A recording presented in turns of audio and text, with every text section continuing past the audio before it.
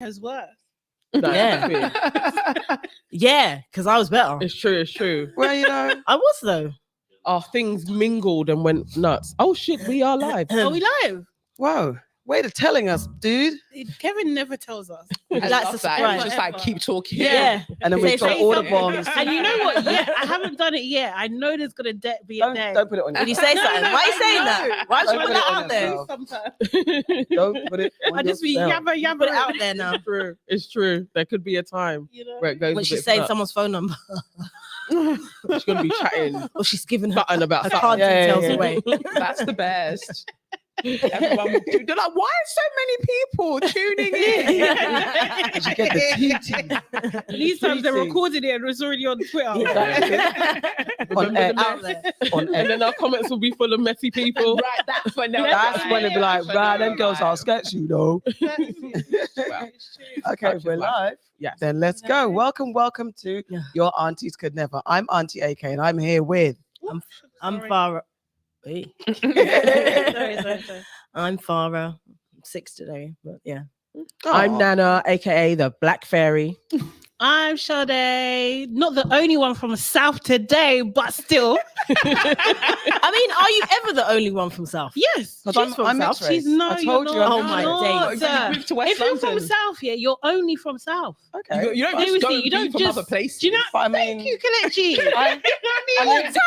what What type of area Nah. nonsense is this? But hold on, Pick I a have side. to I'm a switch on you Westerner. though. I don't care. I'm Yeah. West all Pick a day long. side. I'm West all day long. West. I'm West all day West long. or I don't North? care. I don't care where I live now. I'm originally from Northwest. Yeah. See. But Why did you say "see" like that? No, no, I feel attacked.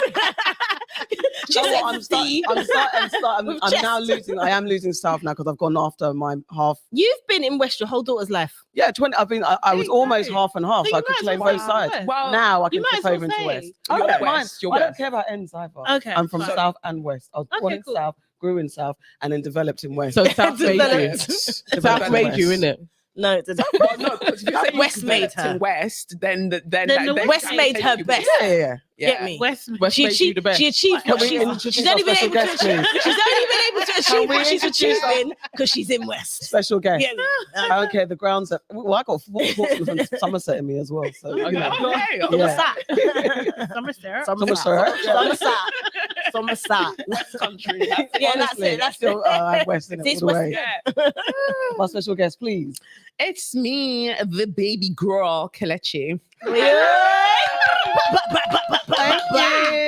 Thank you. Thank you for being here. Thank you for being guys. When you're watching, don't forget to like, comment, and subscribe. But hold on, go on, Nana, take it away. What do you gotta do? You need to book the like button, book the like button, book the like button, book the like button, book the like button, book the like button, book the like button, book.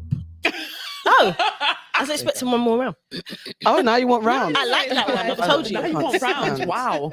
No, because it's it's replacements now. Yes, just Don't forget to DM us your dilemmas. We're going to be answering your problems later. So please DM us, put in the comments your dilemmas. Let the aunties help you fix your life. That's it.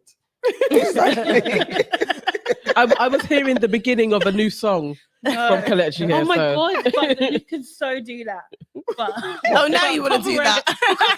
Now you want to do it. And I like the melody. But anyway, Kelechi, my love, how are you? I'm all right. I'm all right. Tired, but okay. Just out here.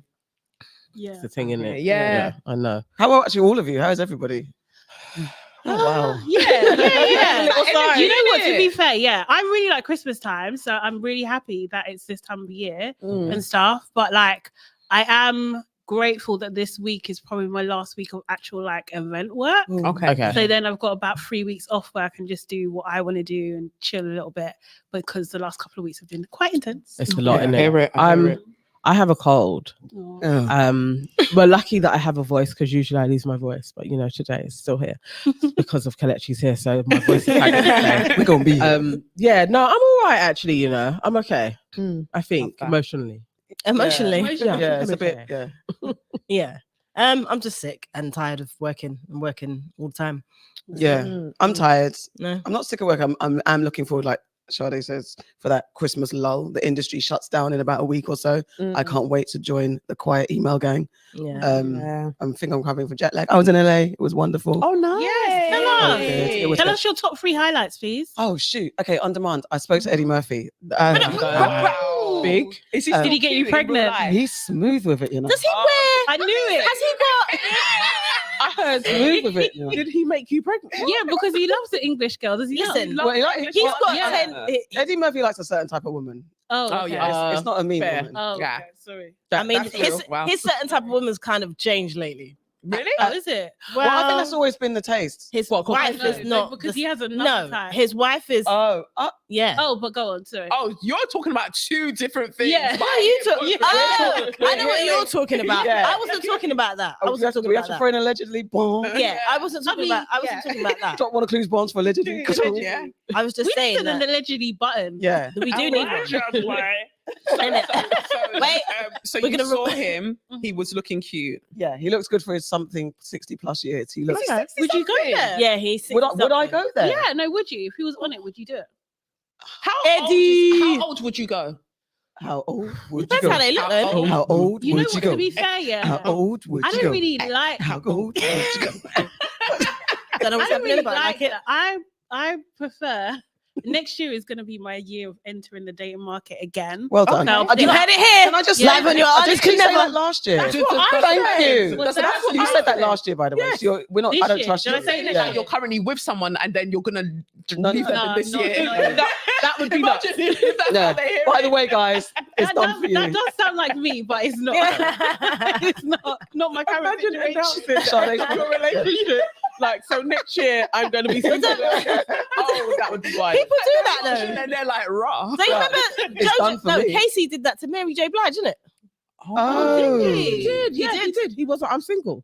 Oh, he did. He did. I'll never sing that again about I will never find another lover. Right. He did. Right. The next day. Allegedly. No, allegedly. Allegedly, Mark. He did. He did. But yeah, no, I like men my age or younger. Me too. Really? I don't really like older men. I know I'm biased. I know, guys. I know. So 60s too. Roasters. Okay, so for you, No, no, 60s I- never happening. So how Nah. much younger? 60? I could do 10 years. 10. I'm older than I look. But yeah. You're what? Like 39? Oh, bless you. Never gonna hear. Never gonna hear the end of this now.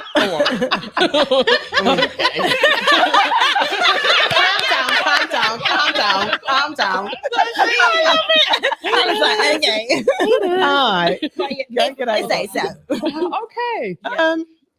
So you know what it is about how we all look, right? We all look good for our age. Yes. So I'm going to go with someone who looks good for their age that is our age. I don't mind that. If you're older, I don't like to see the folds and the creases and the So decline. Eddie couldn't get it.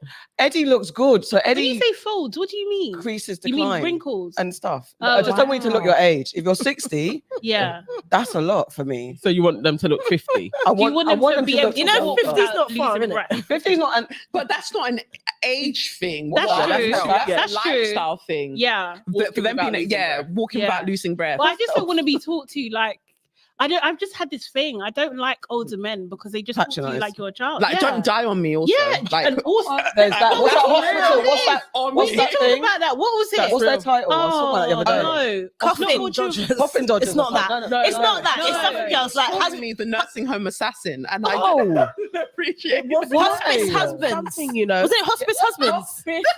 Hospice wives. Yeah, don't be Oh, a yeah, hospice that's it. wife. You got to be Why? joking. Yeah, like, Yeah. I am not. Not that. Let me look at the. I'm not on it. No. Don't come with your lies. But, No. but that's, I'm not it's on it. interesting what you say about older guys and trying to be condescending, because I find that really interesting, because I prefer older men. But then there are some that will try and talk to you like you're a child and you're like, fam, your emotional maturity, there is Oh, a here we reason go. that you keep going out with women What? that are younger than Right. you. Exactly. And you get flogged Right. regardless of age. Like, mind out. Exactly. No, I agree. Exactly. I agree. Yeah. Farah, how low would you go? Hello. Or how high? Five Or- either or- side. Huh? Five Five either aside. side. Five Five aside. aside. Okay. No, Five that- aside. always said that. Five, 7. On if it was 5 the other way, no. So you're not going younger. No. Serious? Really? But I was told recently, they were like, don't think that older guys are like more mature. You know, They're like, not. that's They're very really true. not. They're actual- worse. Because if they're not, if They're they're, worse. especially if they're single Because they're now. stuck in their 'cause ways. how would What's you, the and you're problem? single at your, and Yeah. you're over 50, like what have you been doing? all Unless this you're a time? widower. What's the most you would go higher? Is it like a 10, 15, 20? 70. I'd say the last person I think that I thought, oh, that they're cute. I think they were 19 years older. I thought you said 90 for a second. I was like, Okay. wow. But someone said that who's still got someone was saying that Robert Redford, it was a white lady. No. She said that Robert Redford still got it. No. George Clooney's in his Robert late Redford 60s. was only still good looking back in Indecent Proposal days, and he was He skipping wasn't the my- surface. he wasn't my He type. was hot, He wasn't but my like in type. Indecent Proposal days, he was still okay. Was it? No, But he was. I said he was okay. Richard Richard Gere was okay, but now not so I much. haven't seen him I can't- recently. I think George Clooney's fair. George George Clooney, Clooney's because fair. he's still not that old. What's he? Yeah. Probably George about Clooney is like 57? No, I'm in gonna his say- 50s. I'm gonna go Brad George Pitt. Clooney's You know. in his Does Brad 50s, Pitt look good? Is something No, like he's that. in his I think Brad Nah. Pitt. Late 50s, looks possibly, alright. but he's in Brad his 50s. Pitt. Yeah. Yeah. Who? Just Yeah, all the Brad Brad Pitt. Pitt's been Yeah. Brad doing. Pitt's I don't- alright. Yeah. Yeah, Brad He's Pitt's alright. He's- Oh, that's George Clooney. Clooney's 62. Do you know who I Is he 62 now? See, I knew he wasn't in his 50s. I thought he was like late I was 50s. thinking of Sean Connery when you said George Clooney. Some man in a suit. Oh. Sean Connery is really not on it. No, he I was can't. about to- He's gone. I was about No, to- sorry. No, I was about to do his age. I was like, oh, I was going to say No, something. the 2020. I was going to say something. isn't it? Yeah, he's gone. Oh, Sean Connery. Yes, sir. Oh, I didn't even know. 31st gone, he's Halloween 2020. Oh, Halloween. Mm. Wow, that was That's a very trick and a specific. treat. He He's has like- it. Yeah. Maybe it's a trick. Oh, I think they're good times to go. Actually, you know, it's what, like, Halloween. yeah. Yeah, the gates are open. The Gates veils, open. yeah, Oh, the spinner, spirits innit? of that. Yeah. Yeah, and You're they're gonna welcome you. pass. They can just No. drag That's you it, from man. the hospital bed. I'm scared. It's true, it's true. It's probably what The transition is easier. We don't know what took place, but I think probably. How old was he? 80. He was born in I thought you had all this facts. 1930. 1930. 1930. My mum was Bro, born in 1939. before To be the fair, Second my dad World was born in War. 1933. He was 90, But no? he died. No. What's do the maths? Quick maths. Yeah. No. He said 'Cause my auntie's 1930. 1942. Oh yeah, sorry. I That's what I was thinking. How are you putting? Imagine getting I corrected thought to by your own myself there, daughter. how are you putting that on your? Because Hold my great grand, she's 93, Sorry. and she was born in 1930. Hold on, Emma. Yeah. What, how old did you? When did you? One time you said to me, "When were you born, Mum?" 1950. She said. Oh, serious? Mummy, were you born in When I was 1950? little, my sons do that. Why? Why?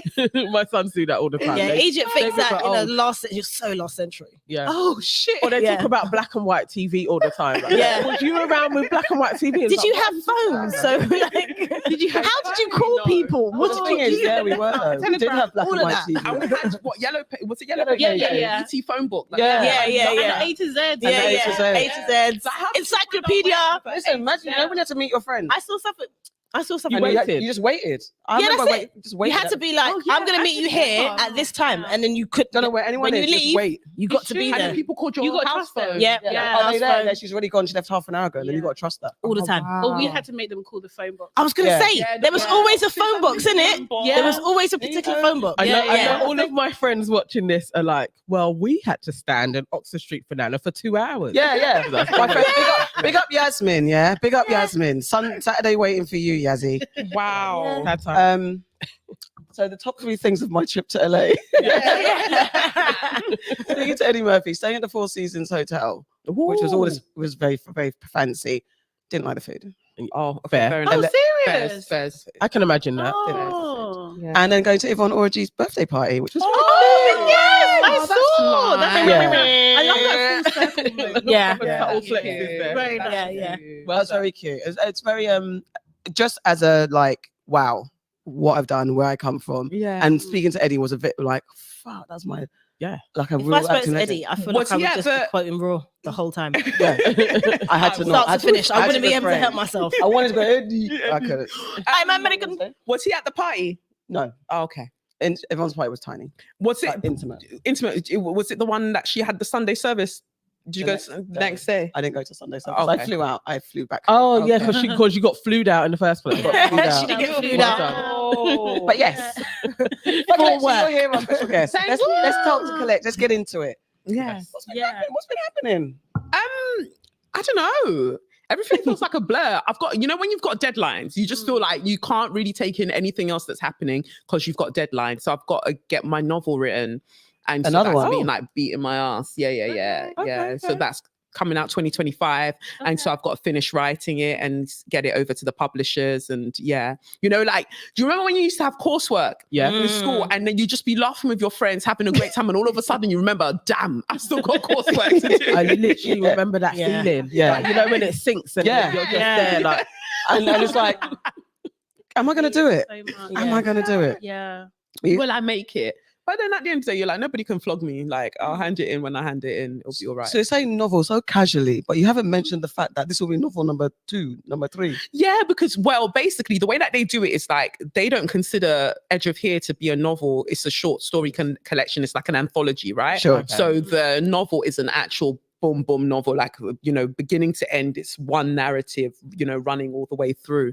So that's what I'm writing now. And they prefer that. I feel like, they somehow think that people can't take in short stories. But I was going to say though, like the short stories are all kind of interconnected, Yes. right? Yes. It feels like they're all of, guys, I'm not going to lie, I don't want to spoil it, but You can't. there's a running theme. But they are interconnected. yeah, they're it's a running interconnected. It was giving vibes of Marvel Universe to Yeah. me. Yeah. Like, you know what I mean? Yeah. Like, Yeah. I'm just getting like different moments over different times, different timelines, that sort of thing. Yes. And that was just Yes. a beautiful thing to me, Thank really. you. Like, Enriched in black Afrofuturism and Yeah. Thank prosperity. you. Thank you. But Yeah. can you just tell us what Edge of Here is all about, please? Yeah, so Edge of Here is like speculative fiction, sci-fi mixed with, you know, some love, romance here and there, and the protagonists are all Black women. So I kind of just, you know, look at different love stories, and it's not just love in the sense of eros, you know, that there's a love of, you know, 2 best friends, and one of them ends up finding herself in a very sticky situation, and it's due to her friend knowing her so well that she can know that something is wrong. Yeah. And then I explore in one story polyamory between 2 like queer women, and one of their husbands and all of that stuff. So I'm just looking at different lives, and how like technology is interwoven into all of that, exploring Yoruba spirituality, technology, all of that. So one of the first story is The Watchers, and that's, you know, based on Chinonso and Ndidi, and they meet each other in pretty much every lifetime unless they choose not to incarnate, and they fall in love in every lifetime, but they never remember that they've met before. So yeah, so I just enjoyed that was my playing it. favorite. Everyone, So good. yeah. That was my absolute favorite, because I really do feel like me and Russ have had that journey. So even Oh, that's so cute. wow. Well, in every lifetime. Yeah. I really, like, They when do I was say that, listening, though, I don't was they? listening Like, to it, and I was like, oh my, and he was there as well, coming in and out of the room. Yeah. And I was like, sit down. Oh. Seriously, this is us. Like, yeah. I do think that we know each other so well. I don't even want to spoil the story, but we know each other so well. It's like, I feel like we've done it quite a few times. Maybe in different iterations. Maybe Yeah, because my dad, I was his daughter, but somehow You've been in each done other's this. lives. Yeah, we've Found been in each each other's other. lives every life. Just saying this now. I'm going to use this as a chirps line. What? Edge of Here, like The Watchers. Me and you, we've lived large generations together, and we should be together. Okay. lyrical. I want to actually see you do that. It's a myth. It's a science fiction. But you know story. what? I thought that story, because it was the first story, that was almost like the guide to how to approach all of the stories. Exactly. I Yeah. think that's what it felt like. We are watching, like I said, like just moments. Yeah. You know what Yes. I mean? And we're not necessarily participating in it. We're just observing. And that's it. And I think that people got really, and I mean, I love everybody's kind of interpretations and like their emotions that they felt when they were reading it. But some people got really upset about the school run, because it was just Really? like, how would you 'cause it end just- it there? Yeah. How would you do it? How would you Yeah, end it yeah. there? It was that exactly as you said. It's not ours. It's like little vignettes, like little moments of people's lives. You get to see like literally maybe a day or a few weeks, and you're back out again, but you can't stay there. You can't. Yeah. How did you embark on that journey to tell these stories that are interwoven but stand alone as themselves, and also that teaser that you gave us, like, and you're killing me, man. For me, I said that when I was writing the stories, for me, it was more of an energy of channeling the stories. So if the stories stop, then that's it. That's where I've been allowed to get to with it. And I can't force the characters to tell me any more than what they've said, you know? So that's what it very much felt like to me. And I didn't have like a beat board. I didn't have anything where I was kind of like working out what each story would be. Before I started writing, I'd pray to the ancestors and say, anybody that was sick at writing, that, you know, loves me down, that was great at storytelling, help me to write what I need to write. And then I would just start typing, and whatever came up, I'd be like, oh, this sounds juicy. This is great. That. Like, sure, I'll write it, you know, whatever. So when I was doing the audio, when I was narrating the audio book, I was reading it again, because obviously you have to read it in the edits. But to be honest, with the edits, I was skim reading it, because I was just like, I already know what I wrote. And then you're going to tell me what you want me to change. I'll look at that specific bit. No, don't want to change it. Or yes, let's change it, or whatever.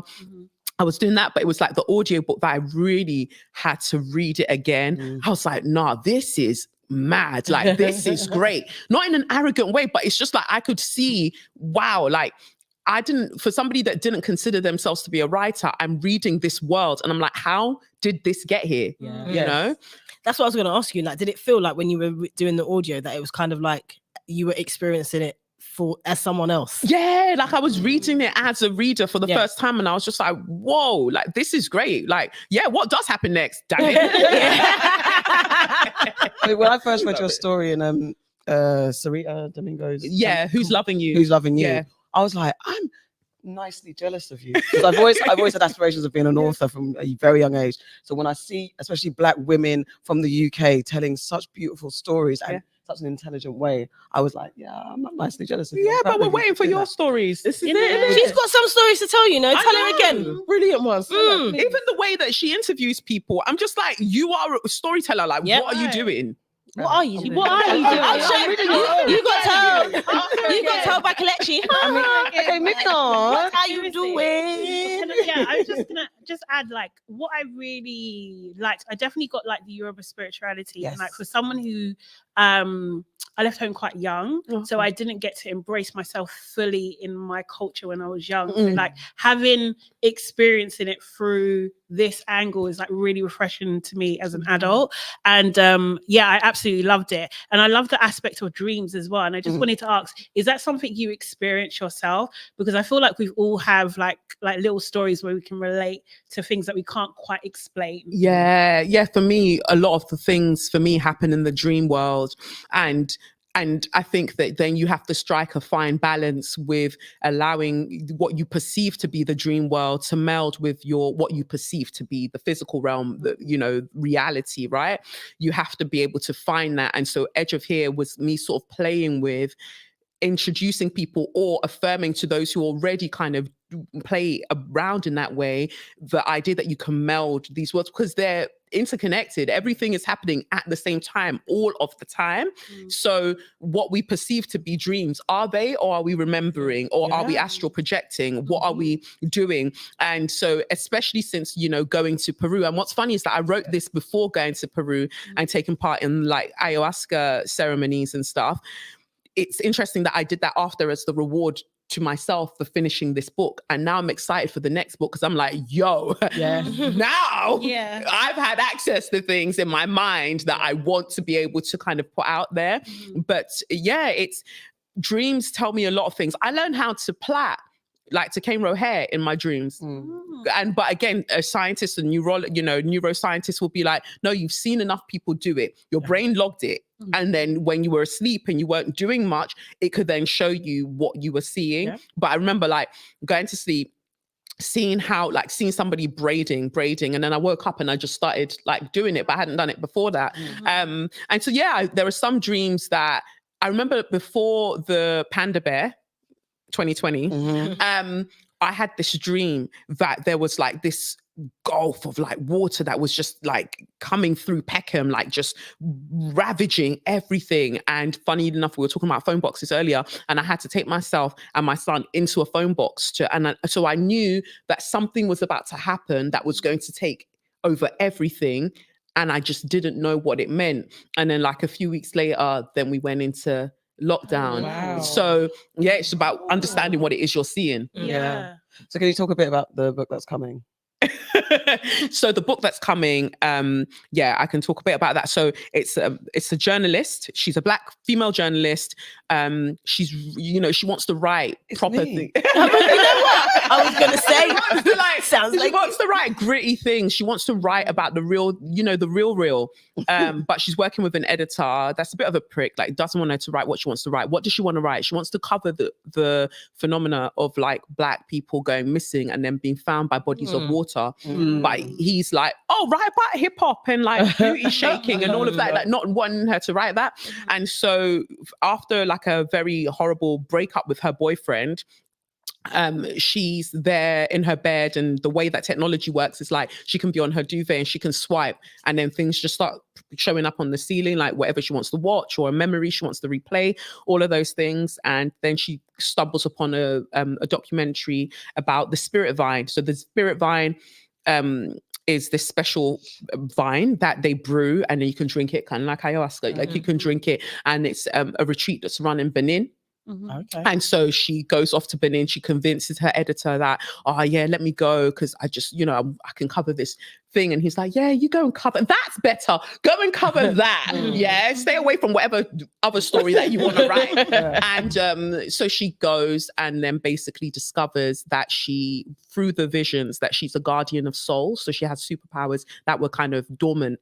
And through being there, the celestial beings kind of show her how her power works, and that she wasn't wrong, that the young Black people that are being abducted, they're being abducted by people called soul snatchers. And so she's one of the guardian of souls, where they're like a constellation of celestial beings in human form that's meant to be able to hold off the soul snatchers before they kill all the Black people. I'm going to love I'm it. going to absolutely love it. Inhale this. And the thing is, even just talking about that, it's just so colourful. Like there's so Yeah, many yeah. layers Yeah, there already. was loads Like, of pictures in my head. I cannot wait. Yeah, 100%. Your books are made into film. Yeah. Like, seriously. Listen, that's what I'm saying. She's talking, and I can You know see the what I mean? visuals. I can Exactly. actually see the visuals. Yeah, 100%. And that's what I love writing, the things that we can see. But it's interesting that TV production or film production companies are just like, we just don't see how it would work. But I'm like, it's because it's Black protagonists that you're struggling. Yeah. That's what Because you're struggling it's not hard, it's so visual. So this one, I've smattered white people in it, like just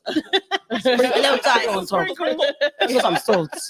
so let's see. We're going to get into something very special in a minute, but just quickly, can you give us a bit about Strong Like Me? Strong Like Me. Yeah. So Strong Like Me is my first picture book. So that comes out February 1st, 2024, which is my mum's birthday. They randomly chose the day. I was like, this works. And so Strong Like Me follows the story of Kamara, who's very like physically strong, fast, little Black girl. And it's just like her journey of owning her strength, because her classmates are like, you're not meant to be strong like that, or you're making me feel bad because I'm not as strong or I'm not as fast as you. And so it's through the love of her aunt, her mum, her brother, encouraging her that it's okay to be strong. It's okay to be the way that you are, like embrace it. And also, apart from your physical strength, you also have other strengths as well, as does everybody else. So don't dim your light because other people feel like they're being blinded by it, basically. And I wanted to share that. And I was saying in my podcast episode, like last week or so, that Kamara, I chose that as a name because I remember reading The Thing Around Your Neck by Chimamanda Ngozi Adichie. And it's a collection of short stories. And one of the characters is called Kamara Chizworo Anyu, which means may God's grace be enough for us. May God's grace be sufficient unto us. And I just fell in love with the name from there. And then when I had my first pregnancy before Lev, my son, I thought, in my mind, I thought it was going to be a girl. So I was like, I'm going to name her Kamara. And then that was like a pregnancy loss. And so I feel like this is a way for Kamara to like live on as well. So I'm really excited for people to read it. The illustrator is Michaela Diaz-Hayes, and she's amazing. Like the illustrations are so vibrant. They're so wonderful. And Puffin are sick because I came to them with the idea and they really helped me craft it into a children's book. Like it was a long process. Sometimes I was like, why is it taking so long? But then you read how the words, just little words, need to shift and to bring a whole thing together. But looking forward to Strong Like Me being out there. So what was that? February the 1st? Yeah, February 1st, 2024. Yeah. Before we move on very quickly, I just want to say congratulations on your children's home. Oh, thank Because, like, you. I've Yes. been following that, and it's Yeah. amazing. Like, Thank you. big shout out to you for that, because even you just deciding that you were going to go and do it and to actually put it into action Thank you. is brilliant. And I love that you're doing it with your mum as well. Like, Yeah, honestly. I feel like that's been so healing for us as well, because we haven't always had like the best relationship growing up. And it's interesting how as I've grown, I've gone to therapy, I've done this, I've done that. She's been watching me do these things, and it's kind of given her the confidence that like she can do things. And I think about our conversations now, like there was a guy that was moving mad, and I was so annoyed, and I was sending her screenshots of like the conversations. I didn't censor anything. I just sent her the screenshots, and we were talking back and forth about it. And I just thought, you know what? Maybe some people aren't great at like raising babies or children, but they're great to have, you know, adult relationships. yeah, You know what? yeah. That's very interesting. so interesting That is to very I think interesting. that's very real. Yeah. I think it is the truth. We There's don't a lot know, of is people it? out They're there. just people. They're just people. And so now with all of the things she's learned, she was the one that was just like, you know what? I keep having a dream, the same dream over and over, that I've got this children's home and I'm helping to look after the children that don't have living relatives. I was like, that's amazing. You should do that. Like, yeah, do it. And she was like, oh, help me think of the name. So I thought of the name and I was like, let's name it Child of Light. And it's just like, okay, great. Now you do it all. Okay, mom. Yeah. I got wrangled into it. You did. But it's been the best project. It's been like, it's been so stressful at points, like raising the money to be able to do everything. But now that it's up, it's painted, it's this and that. We had to send money over the other day for us to get the bunk beds in there as well and stuff. And so it's like, like 2024, this is a real thing, and children will be living here, and they're like my responsibility, you know. But I'm excited. It's gonna be amazing. great. Yeah. Well done. Thank Well you. done. Thank you. I Yeah, appreciate it. definitely. Very good. We need a round of applause in the Thank comments you. as well, people. This is big. How are they doing in the comments? Are you guys listening putting up a intently? few- Yes, they are. You know, there's a lot of people in. Hi. Loads of people like properly wanting to. So it is like somebody that. It's a good way of saying it. Smith says nocturnal mind movies are powerful. I was like, Oh, I like that. Movies. We like Like that. that. Welcome, Smith. Jordan says, cannot wait to read this. Sounds amazing. Loads of people saying that as well. Thank you. And KW says, what an amazing thing to do. Oh, thank it you. is. Thank It you. really is. Thank you. Yeah, you got some other special skills, right? That we're gonna... Wow. I didn't Yeah. know you knew about those. Yeah. Those ones, honey. That's what aunties after dark. That's what drunk aunties after dark. Okay? Not that one. The other one. You're a bit of a tarot reader. Oh yeah.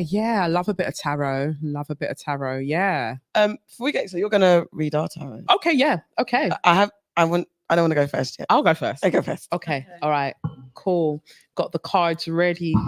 Mm-hmm. Right. So Is there a Brilliant. reason why there's two packs? Like, what's the? Oh, Yeah. so this is the tarot deck. So this is the actual deck of like 78 cards, which is what the traditional number that you'd have in a tarot deck. Okay. So 22 major arcana cards, and the 22 major arcana, those cards depict like overall life energies. And then we've got the other cards, the minor arcana, that depict our day-to-day energies, because you know, like you could be having a major theme in your life, like things are changing in your life overall, but in the day-to-day it's the little things, right?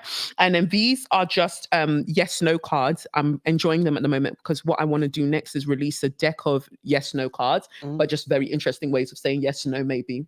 Okay. So I'm playing around with these right now to kind of get the vibe of them.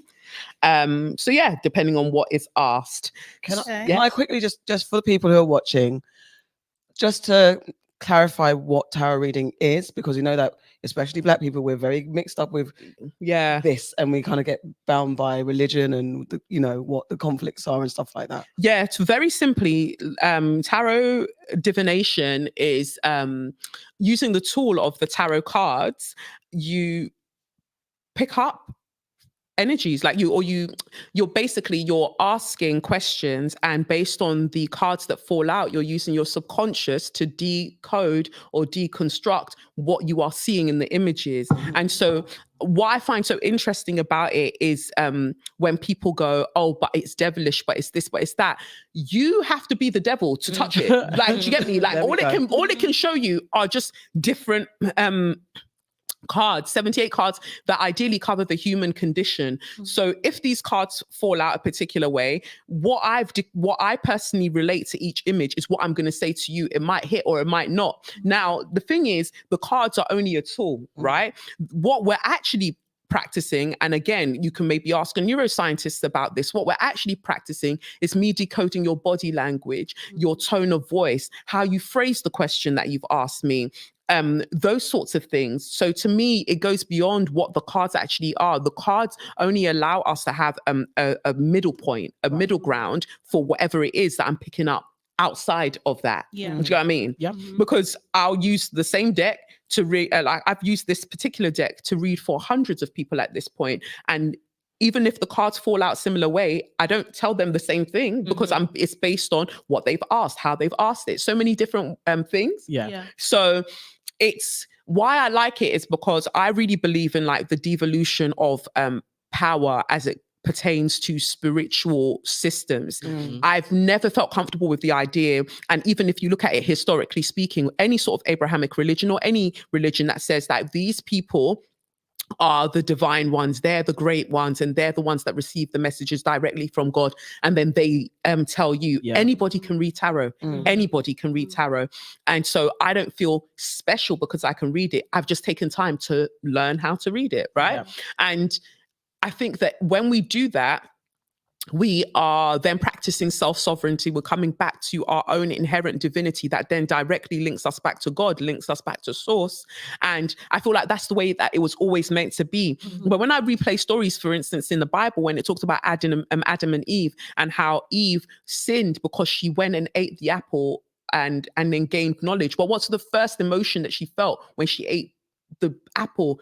Shame. And that's wild to me that there's something there to consider about, and we still do it now, that somebody goes towards gaining a particular knowledge and what we do is shame them for gaining that knowledge. If you didn't want, like, you created everything. If you didn't want the apple there, why'd you put the apple then? And you know everything. So you knew at some point she was going to eat that apple, and then what?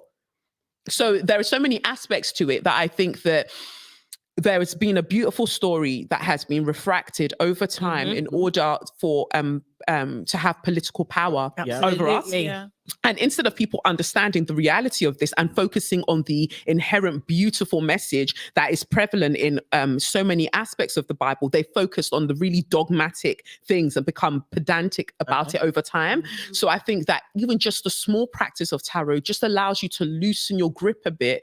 Like, I feel like I've become more conversant in the Bible since loosening my grip on it. And then you're able to just take in the beauty and the many truths that are there. Yeah. Thank you. Thank you for that. Honestly. Nana, go.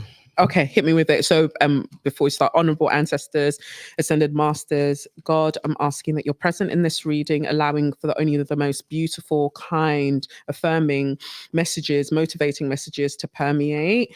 Archangels, I ask that you guard and guide all four corners of the spheres of this reading and keeping the energies beautiful and lush. Ashe. All right, hit me. Okay, my question is, should I have a third child? Oh, okay. Ooh, Switch wow. decks upon the ting. Okay. Which deck are you drawn to, actually? I think I love that color, the cobalt one. This Cobalt one? blue, yeah. Yeah, okay. All right. Should have a third child. Should Nana have a third child? Spirit. Should Nana have a third child? And then we'll use the tarot to build upon whatever it is that we get out of this one, because this is just going to give us a very standard, blunt answer. Okay. And then we'll build on it. Should Nana have a third child? Pick a card for me. What does it say? You bet. Wow. That's hilarious. I'm not expecting that. literally like, yes, no, but you bet. You bet. Why you bet, Spirit? better. Why you bet? Why you, Wow. Why, Very interesting. why you bet? Why you bet? I don't want anyone. She just wanted if it's Okay. rub off. Yeah. All right. So the reason it's you bet it's because like it feels like we've got the 9 of swords here in we've got the 9 of swords. Is it in reverse to you? I'm just going to read it how I see it. So the 9 of swords, you see the image, it depicts somebody that's been really like in their minds fretting about something. It's like you fear a loss, like you fear it not going well. Yeah. And then we've got the 5 of cups here, which signifies disappointment or regret showing up as well. And so you worry about that. And then the Emperor in reverse says that maybe you are feeling like your partner, like even though you're considering this third child, you're like, are you going to pull your weight? Is the thing that's coming up here. Like, Wowzers. Okay. Wow. Okay, cool. Yeah, that's the truth. That's Really? literally where I sit with it. Yeah. Oh my word. I was not expecting that. yeah, but I love at the bottom of the deck, we've got the star card that you'll be okay. You know, this is a card of like healing. It's also like Aquarius energy as well, but it's a card showing that you will be Oh my God. okay, right? Like it's all going to be you know fine. when You say things to yourself and Yeah. nobody, I wouldn't have ever thought I was even putting that out, but okay. Wow. Wow. It's going to be all right. It's going to be all right. I wasn't expecting But it's I all thought it was going to be a no, and then I could be like, okay, carry on with life. See, the card said no. The card That's what she told you wanted. you But bet. really, Wow. what you wanted was what you got. They said free it up. Yeah. And I'm just looking at this one because it's the 3 of Pentacles at the bottom of the deck. Maybe start as soon as possible with a doula, even the beginning stages, all of that. So you just have extra support as you're going through it. 3 of Pentacles is about collaboration. It's about having someone supporting the process as well. So yeah. Okay. All right. Wow. Let's see if the husband is in the chat. I mean, he is. What's the husband saying? He was like, wait, what? Ross is like, nudes first. Exactly. All our man's waiting Can for I news. have the nudes? Absolutely hilarious. Who's next? Well, There you go. Yeah, very interesting. No, go. No, that's funny because I was going to ask a similar question. Not third child, but I don't want to ask that question now. Okay. So I don't want to go next.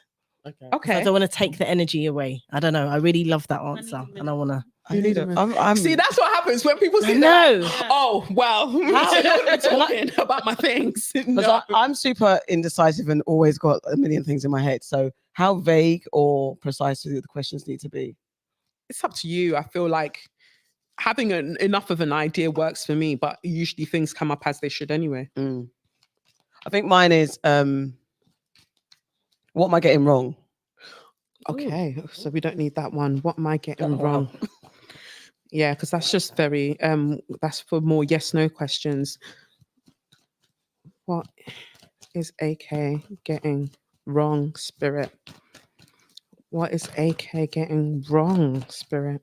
Whatever this might mean, please give us clarity. Got 10 of Cups and we've got the 10 of Pentacles. 10, beautiful. 10 of Pentacles. So this is telling me that what you want is a fulfilled, I'm just going off what I see, right? What you want is a fulfilled family life. You had a vision in your head when you were growing up about how you wanted your family life to look. You thought it was going to be like this, and I'll be married by this age, and I'll do this, and I'll do that, and everything was going to be this. And you also felt in terms of career that you would have reached certain milestones by now. And so that's what is showing us as the thing that is on the mind. So what is wrong with the thing, or why does AK think, what am I getting wrong? 5 of Wands comes up. You're in conflict with yourself. You're in conflict with yourself. You don't believe in yourself as much as you should. And so when an opportunity presents itself, you seem to go the other way. So where you know that maybe you could deliver, and this also pertains to relationships as well, because 5 of Wands is fire like energy. Cups is water energy, and Pentacles are earth energy. When it's the spirit, it's the energy of self-sabotage. I don't even want to call it the spirit of self-sabotage. It's the energy of self-sabotage where you have these big dreams. You know that it's possible for you to attain those dreams. But when you get close to the thing, there is something that you do that sets you back. And so Spirit's like almost like you've got to be practical about certain things. Like, do you want it or don't you want it? But you can't keep putting your foot in and out of the door every time and then being like, oh, why didn't I get it? But then the door was wide open and then you were deciding to walk through it backwards. Like you've got to, you know, you've got to stop being at war with yourself. And why are you at war with yourself? What is the issue? Oh God. Yeah, the moon in reverse. The moon card is a major arcana card. You're not trusting your intuition enough. And so, you know, when I mentioned earlier about minor arcana and major arcana, all of these cards are minor arcana. So that says it's the things that you're doing in the day to day. But the reason that you're doing them is because of this major energy of not trusting in you. And I don't know what it was like growing up, because the moon also represents the mother. So sometimes I wonder if the voice that you hear when you are being a bit harsh on yourself could be a mother type voice. Wow. Because we've got the judgment card that comes up here in reverse as well. Wow. And so then the judgment card coming up here in reverse is like, at some point you're going to have to wake up to how amazing you are. And you're only going to keep getting so many chances to show up for life, because life has kept showing up for you. And there are only so many times that you can run the same excuse that, oh, well, the reason is because this happened and this happened, because there's so much greatness waiting for you, but the chances to hit that point are going to become less and less and less. So you have to grab it and stop listening to that voice, even if it's the case of you're like, shut up, mum. Whenever it comes in, you've just got to do whatever you need to do so you can hone in on what it is and make the most of it.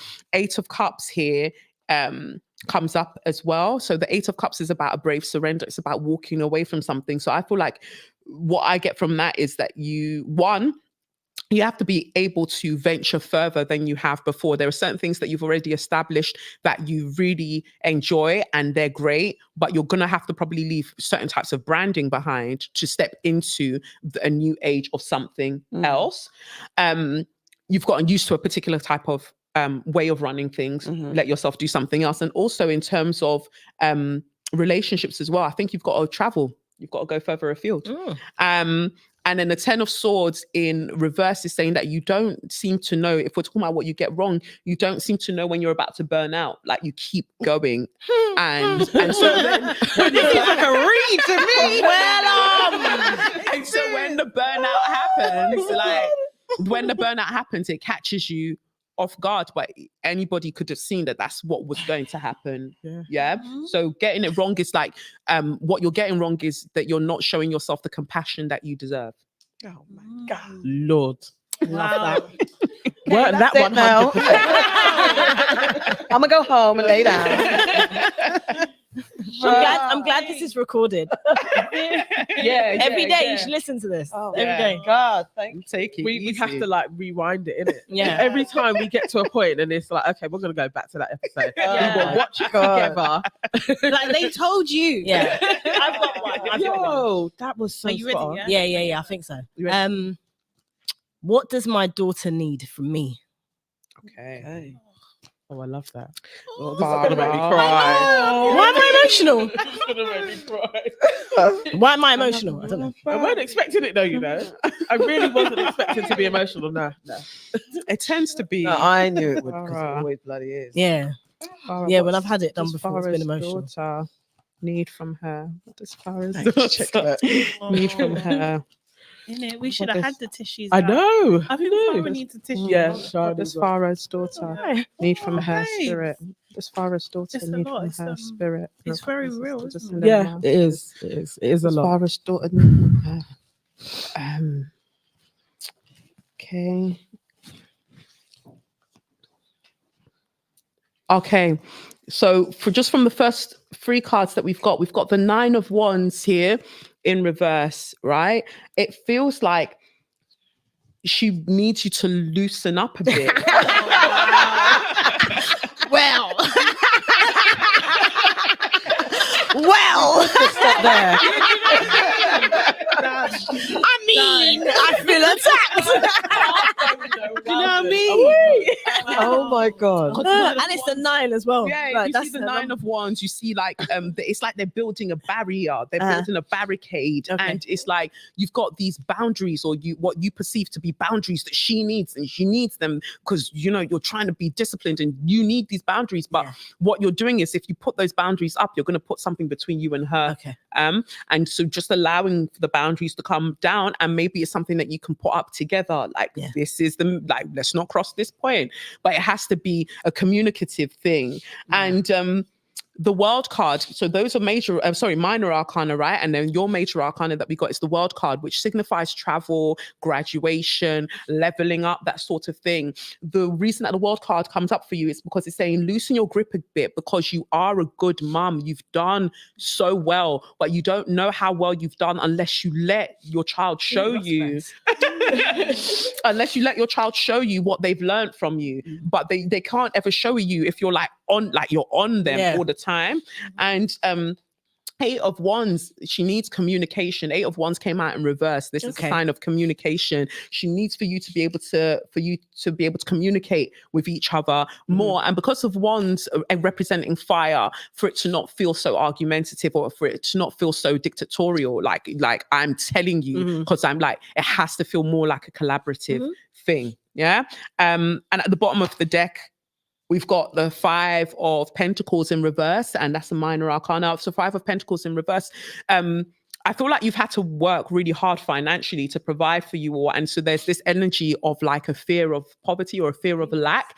And so that comes through in how you deal with her as well. So what she needs from you is to not be reminded that we could have nothing at any moment. Like that. We're not rich, you know. Oh wow! I buy you food, I give you clothes. And so that energy of like, you don't need it. Like, move more in the energy of abundance. Like, you're good. Okay. And then the 3 of Swords in reverse, whenever I see this card, makes me think, well, clearly it's depicting heartbreak, right? But it came out in reverse because what she needs from you is to process and to forgive yourself for whatever might not have worked relationship-wise. There's something that just feels like you're holding stuff in, and you're like, I don't want this to happen to you. Oh my God. Right? Jesus Christ. Bloody hell, woman. And it won't, it won't. She'll be all right. All right? That's amazing. Yeah? Yeah. Because you got 10 of Cups at the bottom of the deck. It's all going to be all right. Yeah? Thank you. My pleasure. Yeah. My pleasure. I need a tissue. I'll pass it over. This shit is real. Honestly, That was lovely. I said my eyelashes falling off. I love that you asked that as well. That's yeah, lovely. It's a very good beautiful one. question. Oh shit, I want to go again. She's right there. You should have like, you better not bring me in. Yeah. I've really got 2 strong questions in my brain, and I can't choose. Okay. So should I just say them both? Okay. Or- Yeah. Okay. So, maybe they are kind of connected. It's like, how can I have peace with myself? And also, how will my family ever have peace? How can I have peace with myself? Well, so let's start that again for Sade. How can Sade have peace for herself? Spirit. I know, like, the comments will be like, what is going on? How can Sade have peace for herself, Spirit? What's funny is that your cards, and this didn't happen with anybody else, you can see how like it's jumping because it's so. How can Sade have peace? There we go. We've got the Hermit card in reverse. We've got the Knight of Swords upright. I'm just trying to see what that says. Usually I'd read it as it's facing you, but I'm reading it how it's facing me. Okay. Yeah, so yours are jumping out because it's like, finally, she's asking some questions. Been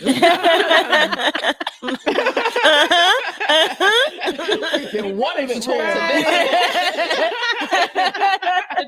Oh my God. the Hermit card in reverse comes out because it's saying that how you can have peace is to not try to half participate in life. Like you come in a little bit, but you're ready to retreat at any time. Like you have to let something play out first. What, first card? And you're like, well, fuck, I don't need this shit. Like, and then you're out. And I am. First card. Wow. but that doesn't bring you peace. No. And I resonate with it so deeply because it's like when you've had to fend for yourself for so many years growing up and whatever else, we are so self-protective that the first sign of danger, the first sign of somebody or something not being how we expect, we're like, deuces, I'm gone, right?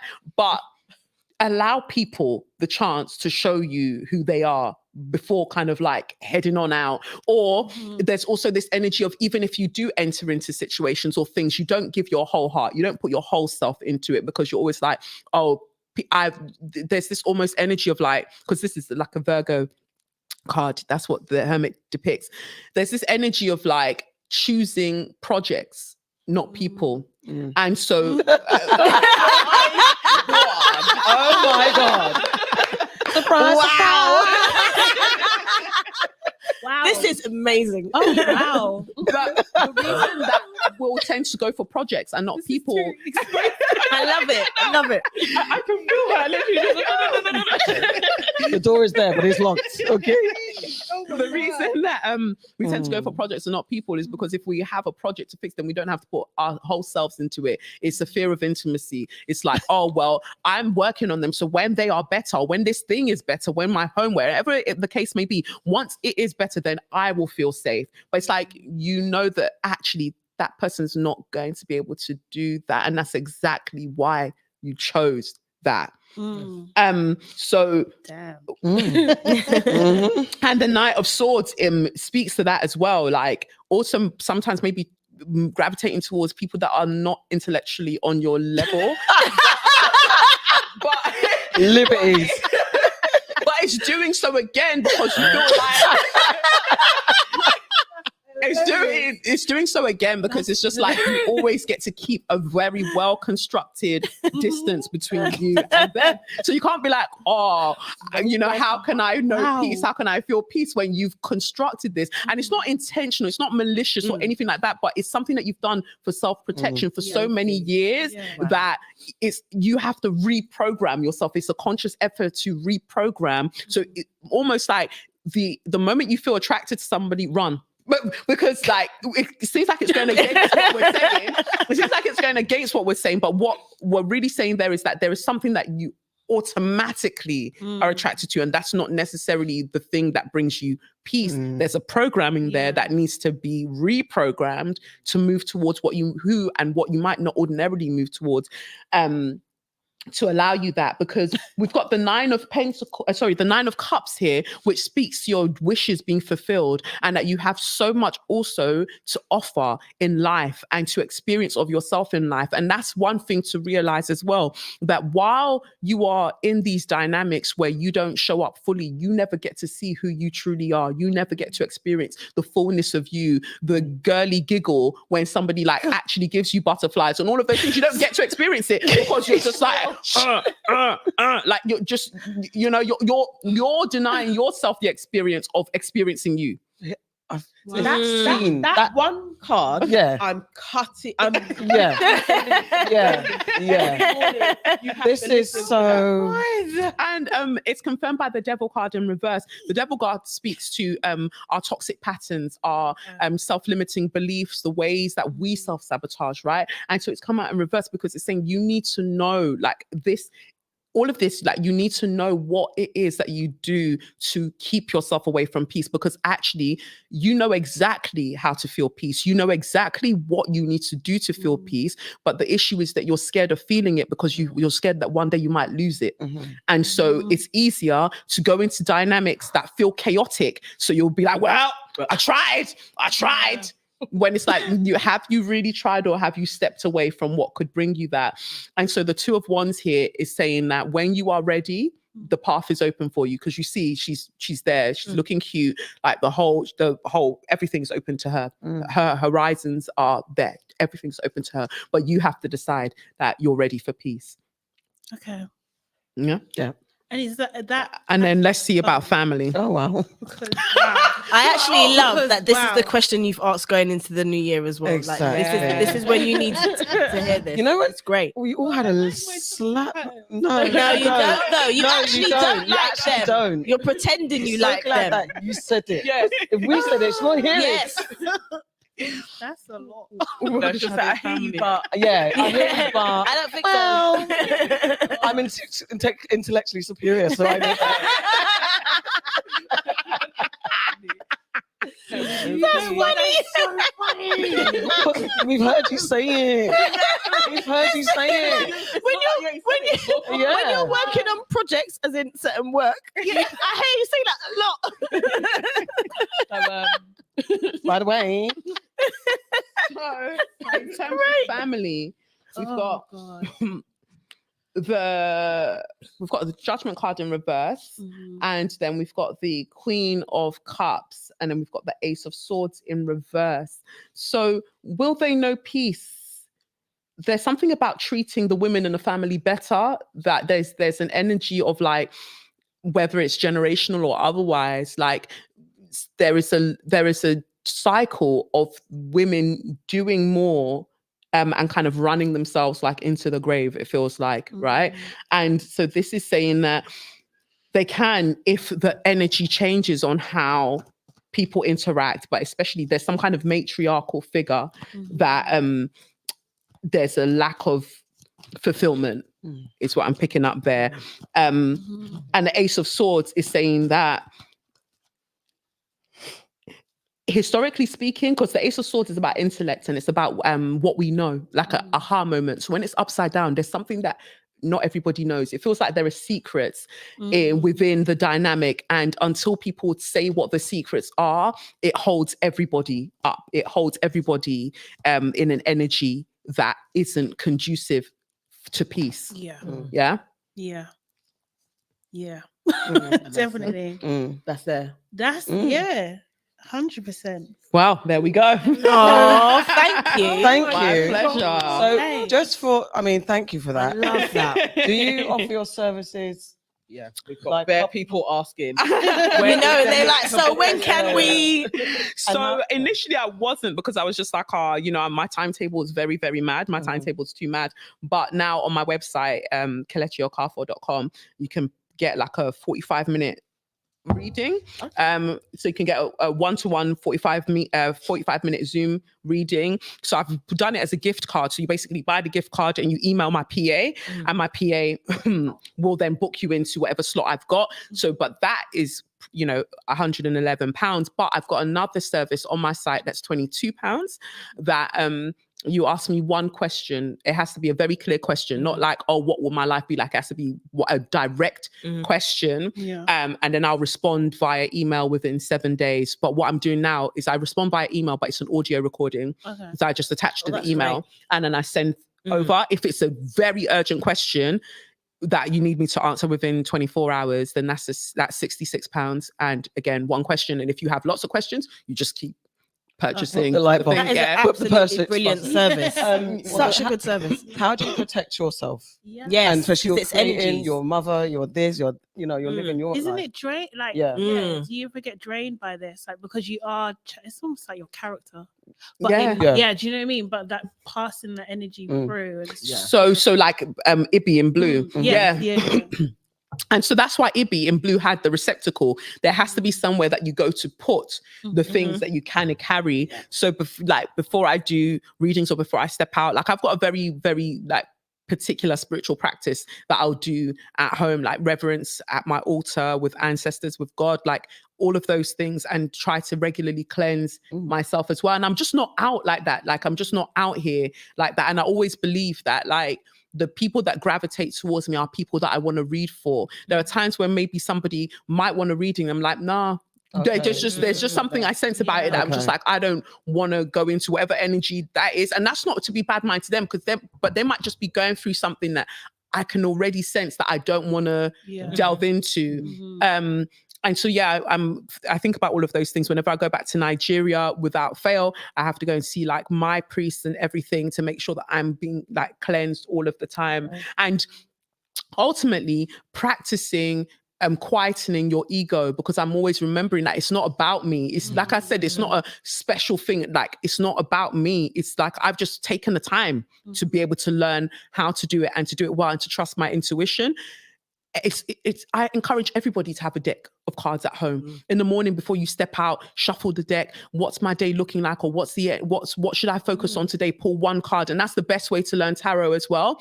Pull a card a day, and then Google and see what all the possible meanings are. But you also have to understand that eventually you'll come to what that card means for you, right? And so yeah, you've got your deck. Pull a card a day, and then learn the meaning of that card. And sometimes you might find that the same card keeps coming out because it's telling you that there's something that you haven't quite learned about this thing, or it's very pertinent to what your life currently is or what you're going through. Over time, you build such a personal relationship with the deck. Like I don't even have to see a deck now. If somebody says what the card is, I already know what it means. Okay. Do you know what I mean? So I can hear a deck and then know what it's saying. So that's where you kind of want to get to. But ultimately, this is all about us being able to commune with ourselves, because there are certain things that like your spirit guides or you subconsciously do not want me to say, like, or you do not want out in the public domain. So there are readings that I'll do publicly, like on here, and then there are certain things that I might have picked up in the cards that I won't say because I'm aware of where we are. Do you get what I mean? And there are times when I read for somebody and I can see something and I'm just like, I'm not saying it, because from the response that you're giving me right now, you are not in a space for me to say this sort of thing. So all of these things, it goes beyond the cards. You then have to practice like tact. You know, emotional intelligence. That is so good that you said that, because I remember when I was younger, we had our readings done, and the woman who did it did not know how to practice tact. She didn't, and she said some things that maybe she should have pulled the other people away to have those conversations. And it's fine to say them, but it was just in front of too many people. Yeah, because I think that sometimes when you start learning how to do it and you see and you like you're really deeply in spirit in that way, you can get gas. You treat it like a party trick, and it's not. You have to understand that these are people's lives that you're talking about. So like, for instance, I've read for people and I've seen a breakup clearly in the cards. So I've got to figure out a way to say that there is a breakup coming, but I've got to say it in such a way that I don't set them off. Right? So I might say something like, oh, what can we prepare for in the next 6 months that, well, you know, how can we prepare in the next 6 months for sudden changes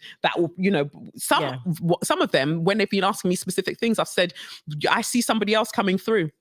I'll just say it how it is. They'll say to me at that time, no, I'm happily with my partner. No, I'll get an email 8 months, a year later. So girl, I'm with the love of my life. But at the time, I'm probably the worst person for them because I've said something that they don't necessarily want to hear. So there are times when I know I must say it, but I've got to find a way to say it. And there are other times when I see it, I'm just like, I don't think I'm the person. Because you've got a choice as well. You don't have to say everything that you see.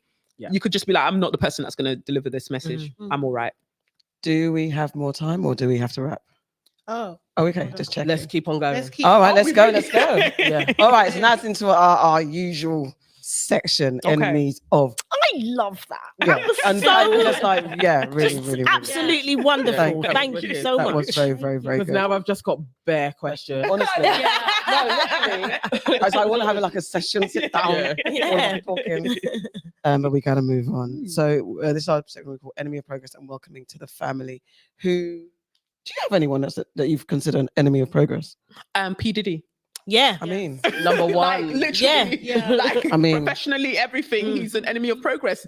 Give the people back their masters. Listen, for so many reasons, and stop expeditiously. I mean, he did that kind of partially, though, didn't he? He gave it to some, not everybody. No, some not people. Apparently, it wasn't actually the actual masters. It was something like the publishing or something like that. The publishing and rights it was or something, wasn't it? Yeah, and it was just like, it's almost like surface level. Yeah. It wasn't Oh, even like- really? Yeah, do you know what They're I mean? not full ownership. Yeah. I know Give not over everybody full got power. it back. And even then, not even giving it to everybody as Yeah. well. Because Exactly. the people he would have given it to are the people who are hotting him up. Right. That's the ones that can't really speak Yes. back. He's gonna. That's He's it. gonna. But keep he their needs thing. it because how is he going to just about to say, Listen, fund his Allegedly. trial and Because many more are coming 2024. Did he do He's it? got to lie. yes, he Yeah. did. Yeah. right. Yeah. Allegedly. Have you guys heard? Apparently, he's hiding out in London. There's I some- heard wouldn't be that. surprised. I wouldn't be I heard that. His Yeah. daughters actually flew over for Thanksgiving. Like they've been here, and he's here with his sons, other than Justin. Because apparently Justin's staying with his mum, Okay. so he ain't a part of it. But the others are all they're Makes all privy. sense. London is where to hide because everybody, they're such begs. Like, oh, what you've done is terrible. I don't want to be affiliated with you. But, I'm just trying to be like you, bro. Yeah. Like, what bro are you trying to be like? A bro that's going to be going to jail. I think men at the moment are kind of on a lot of them are enemies of progress. I think right next They're going year through it. They're there's going to going be through it. more unfolding. now. Yeah. Absolutely. Kim Because is with dealing every with it. big name that comes out, there's 10 more behind them. Yeah. And then Diddy now They wanting look to make a tribe. documentary about 50 wants to make the 50 wants, Yeah. 50 wants to make a documentary about what Diddy's been doing. Surviving Yeah. Diddy. Surviving Diddy. Mm. How do we feel about that though? Because I know like 50 is, is on the edge himself.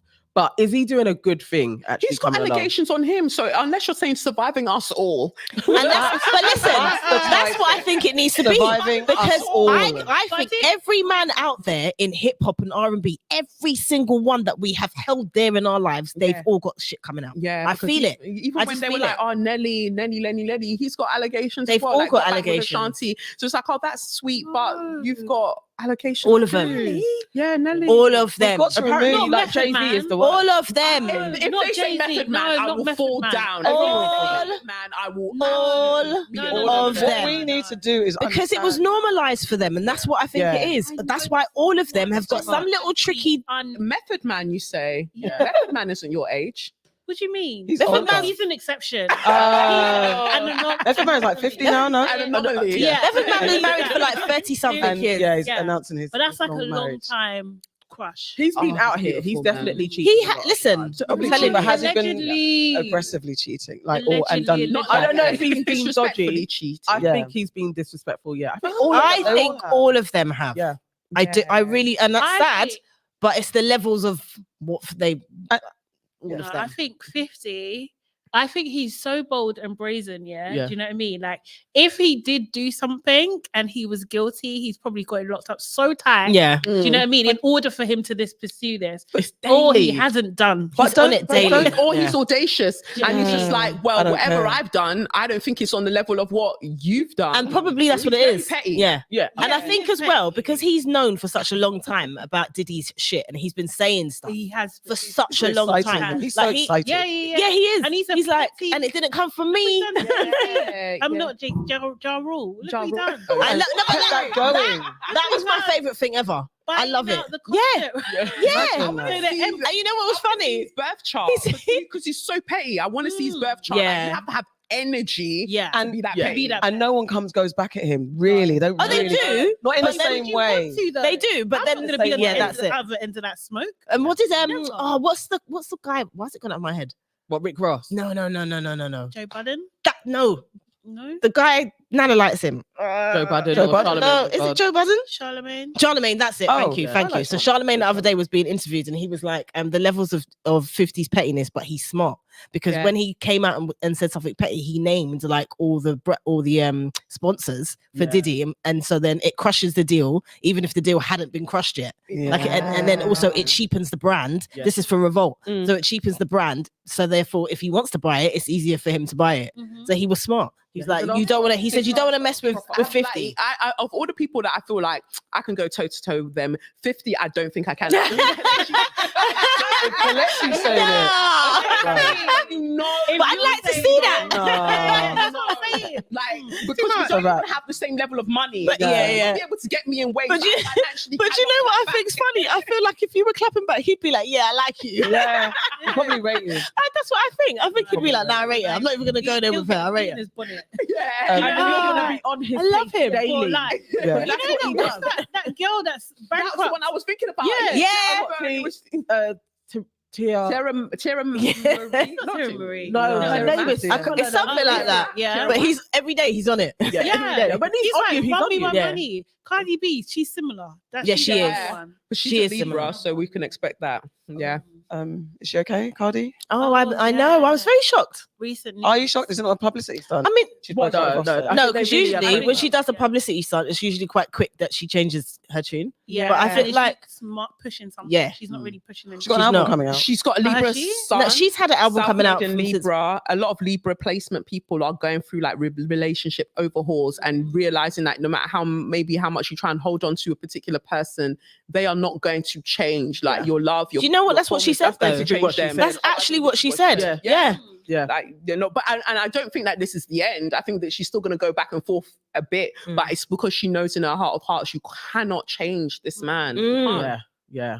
And also he allegedly is going to have allegations next year as well. Oh, that's I've heard. Like, that. So if Yeah, it, you know, like she's not. he's And heading it'll be into one, something. and it'll be one of She's not the here things for that. where like you wouldn't even have been there if you just faced your front and stayed in your yard. Yeah. Precisely. Yes. All of So it. you know, like Cardi, she wouldn't. She's not in it anymore. Yeah. You can't keep beating people up for him. Like imagine you're like me, so girl, you fight over a man. So like, is Cardi a bit of an enemy of progress, or are we feeling? No. No, Just she's not checking, enemy of just progress. checking. No, Yeah. she just came up. No, I'm feeling for her. Okay. Yeah. Yeah.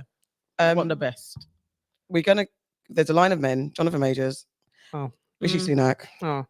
Nick Cannon. Ah. Does someone want to explain why Nick Cannon is the mayor of Enemy of Progression? The mayor, the mayor. the founding member. He's an enemy of what's it? Would you say enemy of progress? Yeah. Yes. Mm. I think he's an enemy of contraception. Yeah, he is. definitely He that. definitely is that too. He's not an enemy of pom pom. He's got, I don't even know where it was cited, but apparently he's doing some sort of a live event. Yeah, They're it's presumably happened. going I to think it's happened. film Mm. with Zeus in production, which is called Light Skin versus Dark Skin. Oh yeah. Like what? Oh yeah, no, the I actual forgot. Yes, he is the hell biggest going enemy. on? Like, Yeah. if And- this is real, It's It was real. real. It's real. It happened. Real. Getting free. That's the it thing. actually What? happened. Yeah, and they renamed it ago. because of the backlash. They renamed it Chocolate Goddesses versus Caramel. It doesn't Goddesses. even matter. It's still the same principle. Do they think It's so stupid. Yes, Pictures, yes. Same dark skinned girls on one side, light skinned women on the other side. They still went against each other. It actually took place. What in the colonial hell? Each other for What? what? For Though? why? What was Validation the of men? talent? So it's like a roast. You're roasting each other. Oh, that's stupid. I'm even more So So offended. that would be very colorist. I'm Yeah, Like Yeah. Wild and Out, it's So- derivative of Wild and Oh, Out. okay. yeah, He's an yeah. It was like idiot. Wild and Out type of thing. and the thing is, why what is he people find teaching it his children? He's got children of all different types of hues. Like, why would you even pick to? I don't understand. Why- He's gotten What is his lighter in brain? hue. Yeah. Yeah, he is. Yeah, Yeah. he Got is. lighter in hue. Yeah. So he's made it clear what side he's on Mhm. Yeah. in that. And he's always made it clear. It's just Yeah. so Yeah. What he's stupid. attracted to. Yeah, Yeah. but it's like you can get away with that in the industry though, because it is deeply colorist. And it's interesting that this is a conversation that primarily black men do not want to have. Oh, Yeah. tell him Shout, again. and I Yeah. feel like it's interesting because they can shout all the time about, oh, you're with a white man, da, da, da, da, da, da. Okay, but that's with black women, don't date anybody darker than a brown paper bag. So if we're in the boat, we're in that boat together. Right? You got a lot to say, innit? Yeah. So I think that's interesting that when even those like Black Love series and all of those things, I was looking at who the dark skinned men were partnered with. And it was just interesting that aside from Viola Davis and maybe another one, like there weren't No, it's darker true. skinned women. And an older It's always generation, one. the generations that is older at the moment that have got like a dark on dark Yeah. couple. There's very few, I can't think of a help Like a me. middle-aged or Like younger. our age But or our age, younger. I can't think of any. No, it is older when you think of it, like the Yeah. Denzels and Yeah. Samuel Jackson. But our gen, and that's why I always say that I don't want to use our nephew as an example, but if it's if a dark skinned man who's like young, famous, and influential had a dark skinned woman of my hue or so, there's something that to be said about that, and that doesn't happen. And when you have that conversation, they're like, no, but this, but, and then you get into the like, yes, I'm not saying that light skinned women aren't aren't black or whatever, but if there's a specific message that gets sent, then a dark skinned man is of this level of darkness. It's with a dark skinned woman. It's another language, it's another thing that's being communicated. Yeah. Yes, Yeah. especially if they are influential. It Yeah. definitely sets pace. You remember when like footballers changed from blonde women to brunette? Yeah. And that was like culturally, like they Yeah. all started dating a brunette. Yeah. It's like that. It would set something. Yeah. Most of you can name him. I do think Stormzy. If he did, if he was with a dark skinned woman, it would change a lot. He definitely would set a tone. Or Dave. Any of the literally Yeah. anyone. at this I've point. said this before, and it's like met with like, But Raheem it's Sterling, something. he's with the, yeah. Is it? That's- Yeah, yeah, yeah. well, that's what. Right? Yeah, With a black woman? I don't know. I think so. I think so. Are they married or they just got kids? Oh, yeah. I mean, cheating's something different, though, isn't it? Oh, I think there's cheating throughout. But yeah. But I do. I feel like there's cheating throughout. But are they married? Or that? Yeah. But that's interesting, that conversation as well. As like for the brand of it all, because there's that conversation about Jonathan Majors, and people are saying we don't want him with black women because he's going to do that violent stuff. He's People are- Megan. Yeah, it's been making now. But, Yeah. Megan Good, yeah. And apparently, allegedly, Yeah. what he was asking his white gal to do anyway. No, it's that was he recorded. kinda- It was actually recorded and played. Okay, well then- Yeah. to act like That's Michelle factual. Obama. So then it's What? so then And you the really rest don't are- want to be. got killed. Yeah. Yeah. He said, because I'm a great man, Yeah. and I need a great woman by Yeah. my side. Yeah. You must. I do great he things for my may have been in culture role and for the or world. something. I know it He sounded may. like it because I was like, "This is mad." Absolutely Nonsense. wild. And then the people that you're getting to read sides with you are, wow, guys. I'm upset by the whole thing. Oh wow! For what it does to the Marvel universe. I know. It's Everything's going to Well, hell. we've got some It's all going to updates. UK Leone says Sterling is not married, and Okay. Coco wasn't says sure if they Raheem's were. wife is not dark skinned. I didn't think so. But I think aren't they the same she's black, shade though. as She's like- him? Okay. I think they're the she's same. she's the same hue as him, right? Yeah. Okay, so she's a black woman. I thought she was yeah. black. Yeah. Okay. What, yeah. She's black, right? But I don't think She's not a light-skinned black woman. Is No, no, basically no, no, what I'm no. saying, Yeah. right? Yeah. Okay. Thank you. Wow. There we go. Thanks, Emma. Thank you, Emma.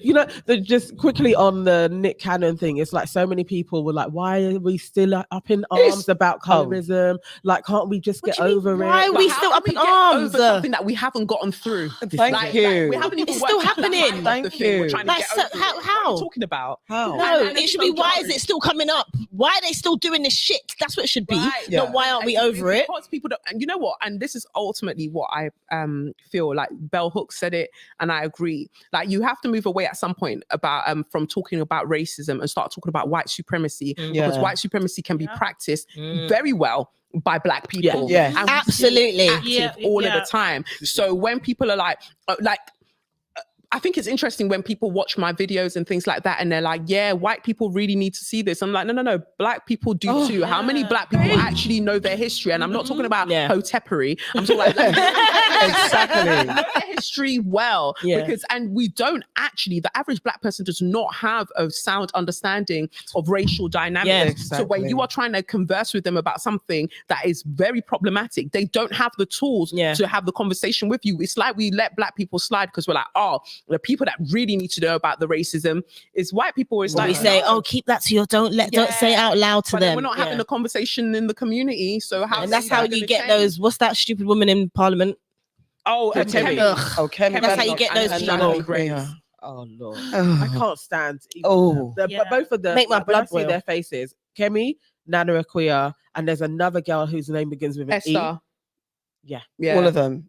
Enemies. But they I can't understand stand that they feel like they can do that because there's money in it. But it's just sad because you have to remember that this is Britain. There's no money in being a coon. Like there's no Right? Say that again. Wait, say it again for the people at the back. Did all of that for Exactly. 125 Didn't my girl Yeah. change her tune? What's the one? Dominique. Yeah, right. Because they're all going to change their tune. Come 2024, Don't they they're do that? going to change their tune. Honestly. Kemi is going to defect from the Tories. Watch, she's going You to. think? Oh. Yeah, because she can't go any further before getting hurt. Like she's gonna go beyond the point where actually it's gonna be dangerous for her and to be in any sort of vicinity with black people because they're gonna come for her. Yeah. So she won't. She will have to move away from that because people who seem to know her seem to be like, oh no, she's playing the long game. Don't like you No. don't Get know. out. No. I'm like, no, she's not There's playing not a any game long to play. game. She's not. She's That just game an was Which idiot. really Where does it touched go? in your book as well, like that character Yeah. artist as well. Yes. Kind of thing. Yeah. That was very interesting. Like it never works out. No, It never out. works out. And that's why I put him in there.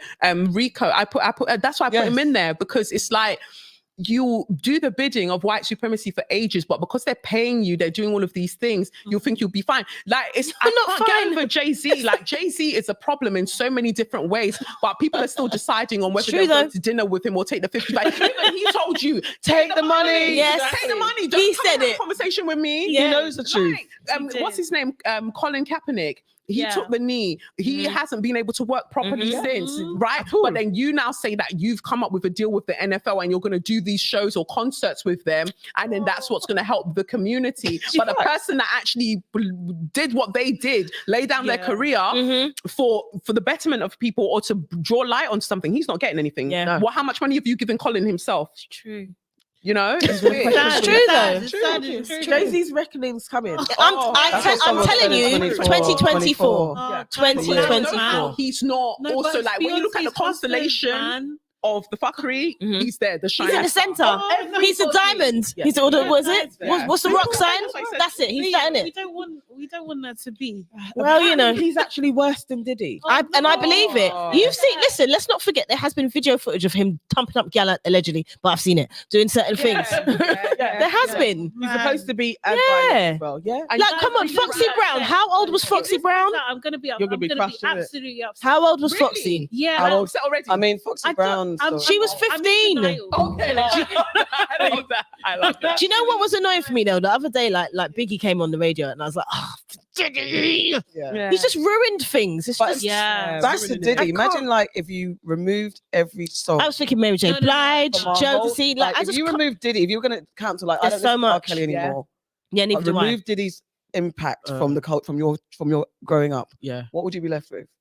This is what's horrible. Not a lot because the thing is, the year that I left home was 97. Yeah, Every Step I Take. That was big, like Biggie just died. The song came out. They were just everything. Me and my sister used to pretend to be Total. Yeah, in the bathroom. but that's what I'm saying. Listen, total haircut. The total haircut. It's too much. Like I done a what do you call it? What was that song with Mace and someone? Like we performed it on a show. Like it's too much. But Sade, this is why I said the people that we grew up with and we loved and we held dear that are in our core, they're all fucked. They are. And I feel like what they've really done, and I can never forgive them, is that they took away one of my favorite songs from me. I can't even play it in peace. Now, if you're adding Diddy on top of that as well, he don't understand you like I do. Oh gosh. Do you know, like, I know the rap back to front. You can't even. I can't enjoy the There's song so- now. Can't Like, even. taking my There's thing. so much. I did that with R. Kelly's Chocolate Factory album. That was my Sunday. But do you know what? I'll be honest. Album. R. Kelly, I could let that go quite easily, but it's who he wrote for. Yeah. Who wiped out Aaliyah for me? I can't listen to Aaliyah past it. Yeah. Changing faces. But this is what I'm saying. Like, what needs to happen is that their money needs to be redirected to Right. causes of what they've Yeah. done, because then that means that we can listen to the songs that we want And to make listen it- to. You're not You getting, know what? and Guilt we can free. listen It's to true. what we want, 'cause the Please. money's I like that. to the people who need it. Yeah, someone needs to do that. Yeah. I've got a welcome to the family. Wicked. Okay. Like, additionally, as all of the men are doing their fuckeries, and I'm not co-signing him, but what he's doing at this moment is really good. Dave, he has a clothing line, and he is now, for this drop, all proceeds are going to Sudan, Congo, and Palestine. I rate it. That's what we need more. Dave seems to have a real head on his shoulders. Even some of his songs, like, he seems a bit more clued up than the rest. He's of more the people. conscious than the rest of them. Yeah. You know, I'm not saying he doesn't do exactly man things. But I'm just like, what you're doing right now, and you know, like I'm always saying, like, we're all dickheads in recovery. Like, we just got to figure out. And you know what? He's still very young as well. He's still very young, but he is more of the conscious type of. And I like rapper. that. Me too. I hope so. I hope it sticks. I hope it. Who we're welcoming to the ancestral family is Benjamin Zephaniah, who passed away at the age of 65. He was diagnosed with a brain tumor in very short space of time. It was 8 weeks. So, like, we've lost an iconic poet, author, imperialist, anti-imperialist, anti-racist, and anti-monarchist.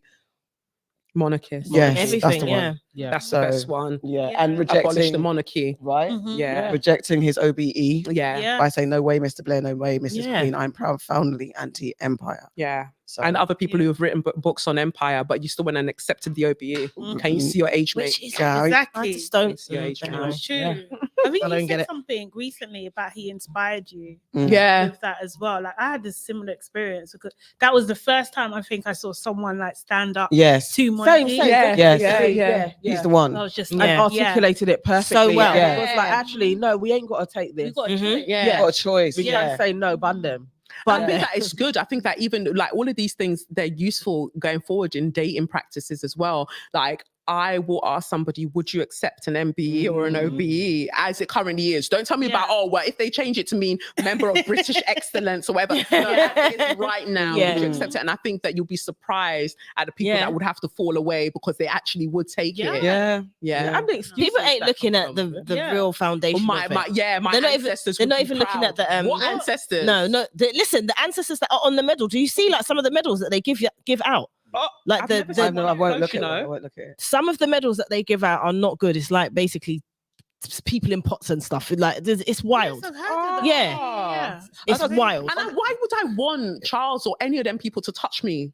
Like you know when they touch you with the Yeah. It's the And it's like- ritual as well. The it's ritual very- in it's itself. a ritual. What type of ritual is that? The coronation was a heavy ritual. That's why I So if you didn't wanna sit watch there it. and talk about tarot. They did the coronation and they planned it because they've got astrologers to have it on the full moon. Yeah, of they did. Scorpio. And Like, swearing right allegiance after at a certain time of day. Fine. Yes. Right. No. Right. Energies, mate. They wanted to Energy. like grab all of the energies, They and did. I'm always saying it. The Ravens in the Tower of London, you've clipped their wings because the prophecy, as far as I'm concerned, but they say the saying goes that if the Ravens leave the Tower of London, everything will fall down. And so they've clipped the Ravens' wings. If you know that it's just superstition, unclip their wings. Operation Free the Ravens. Right? Mate. Imagine if we go outside and there's ravens everywhere, right? Where are you running to? Yeah. Everyone's trying to break into the British Museum, get our things back. No, go and unclip the wings of the ravens. I want to see, just for banner, what happens? What happens? What isn't it? happens? People, please put the likes up, man. We need more likes. There's a lot of you in here, so can we boop the like button? Boop it. Boop it, man. Boop it. Boop it. Boop the like. Boop the like. Boop the like. And it's not even mine, but it's mine now. It's yours now, man. It's carried. We're taking it further. It's a remix. But we got dilemma time. We got dilemma. I want to cheat, but you want to tell me off. Okay, our first dilemma. We met. Can we say that we met somebody? Yeah. Okay, we met somebody, and they gave us a real life in our face dilemma. Okay. It is. I'm a mixed race male from Wales. The girl I'm seeing is white and owns her own flat in London. Okay. For the last 4 dates I've paid, and she hasn't offered once. I'm getting pissed with her selfishness. How do I tell her I'm not paying for everything without coming across like a Povo. povo? I was so confused. I was so confused because I thought it was an anagram. I was like, listen, what? A povo. How many dates should I be paying for? I think I like her a lot, but I can't afford to keep paying for dates in London and paying my bills. Okay. Wow. What do you think? It's a challenging one because I was literally complaining the other day that, well, no, that's different. I don't know what their age difference is, but I don't think I should be paying for people who are older than I am. But no, but in their situation, he presents a very valid point. Like, we're in a cosy lives. Like, of course, you know, she's paying for her apartment or wherever she lives in London, which is also expensive upon all the beautification rituals that she participates in. Ideally, that's also expensive. So I get it. Yeah, but there has to be a bit of give and take. I think that you should just talk to her and say, look, I'm really enjoying seeing you. I love all of this, but it's super expensive to come down to see you. So I don't know if maybe you want to choose something nice that we can do, or maybe why don't you just do more things at her flat?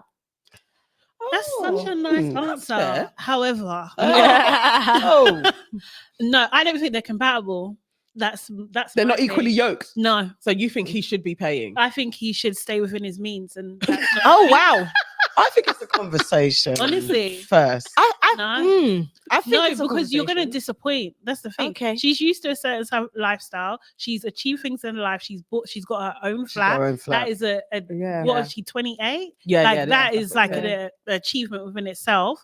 Like, you're not on the same playing field. You don't have the same expendable. But she's a white girl. So, Yeah. like, I mean, I'm not making generalizations. She's but already set. she's got. I don't think she just bought that. I don't want to make generalizations, but let's go with it for the sake of it. Like she would have had family support, I imagine, to be able to get that flat and do all of those things. Maybe. The life generally is what I'm not saying that life's easy for all the white women out there, but there are certain things that she has access to that maybe he doesn't as a biracial man, and who lives in Wales. So even the cost, the living wage is different in Wales as well. So he's not earning the same as what she's likely earning in London. He's here now. He's been here for 5 years. He's working in London. Yeah. So he's not traveling from Wales. He's here. He's choosing to date this woman. He lives in London. Yeah.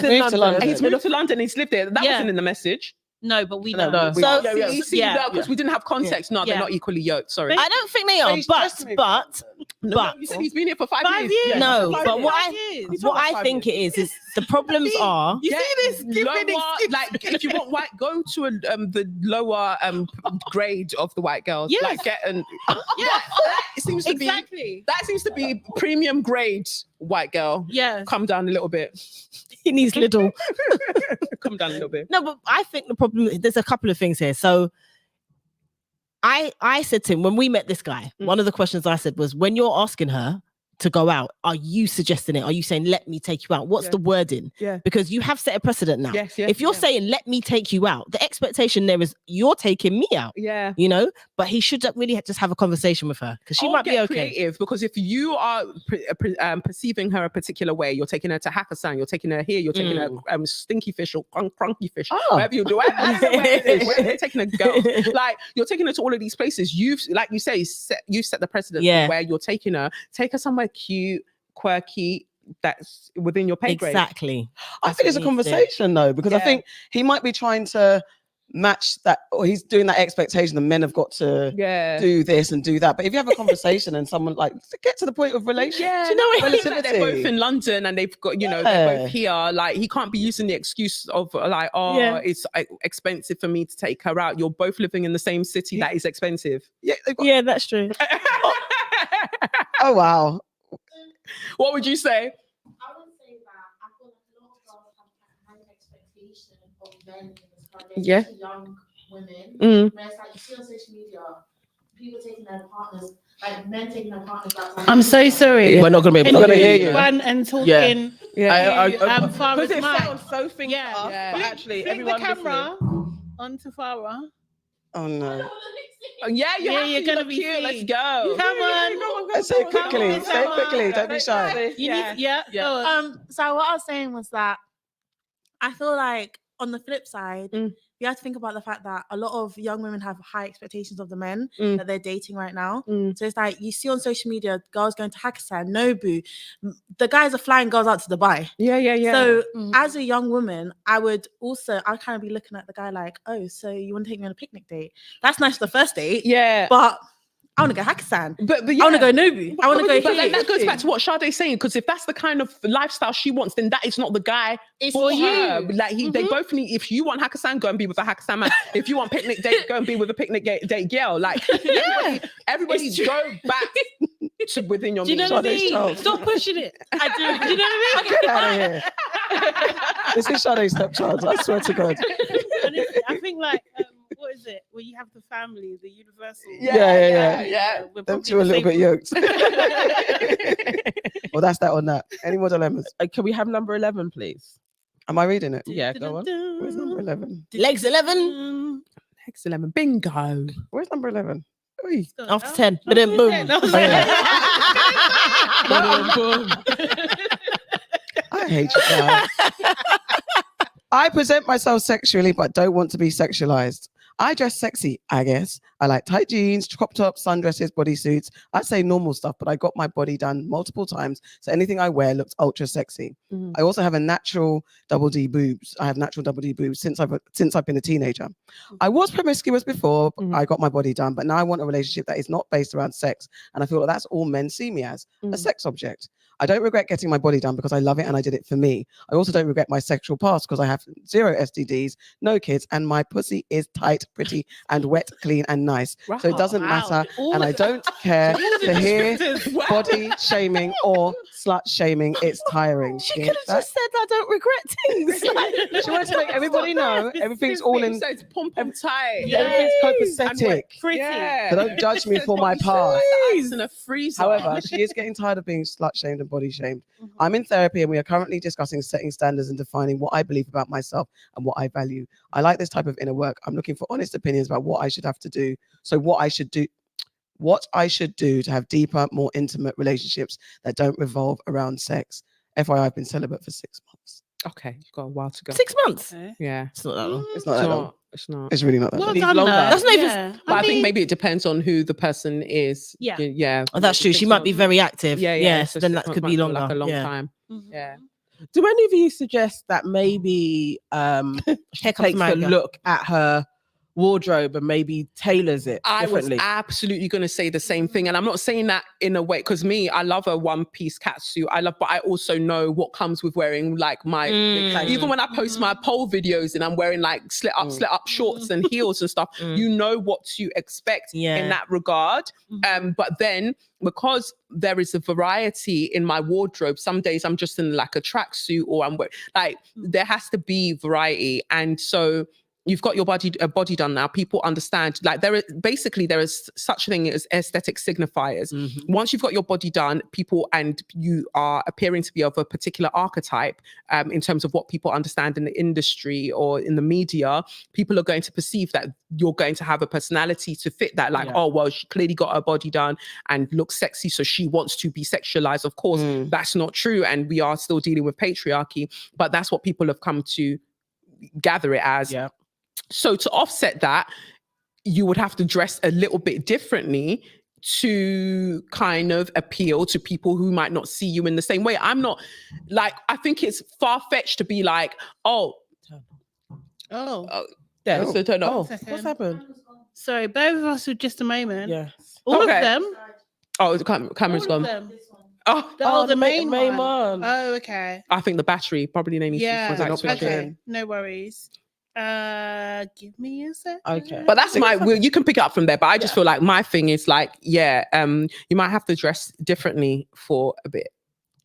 I think Not so, yeah. overall, because you love your outfits, but I just think that in order to maybe attract people differently, you might. I think it's a think bit so. difficult as well. Sometimes if you have got the shapely body, even without doing stuff, normal, in quotes, regular things automatically just look And they sexy will, it's and really they will. difficult. But she's saying that she likes her very likes sexy her outfit. too. So you're still going to have shape in the thing, Mm. but switch it up a little bit, I think. crop tops and all of that. A lot. I don't know. This feels like an empty. I just think just switch it up. You know what you're doing.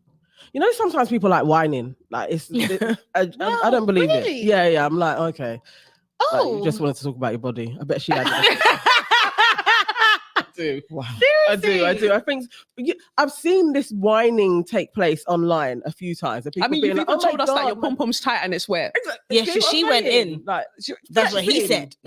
But she also might be a victim of sexualization, so she also has to change her mindset. She is in therapy to work on herself. Yeah. So then Exactly. she's been used to maybe because you know it's that Objectifying herself. what's that word? I can't. you know what? I know what you're Internalize saying. yeah, like The Yeah. thing is, what like obviously, like if you look like that anyway without the surgery, if you take the surgery part out of it, do you know what I mean? Then she's got a genuine like Body. non-judgmental problem. if Yeah, that yeah, makes yeah, sense. yeah, yeah. Do you know what I But mean? she So has had everything. I know, but let's just put that to the side for a second. Yeah. Yeah, do you know what I mean?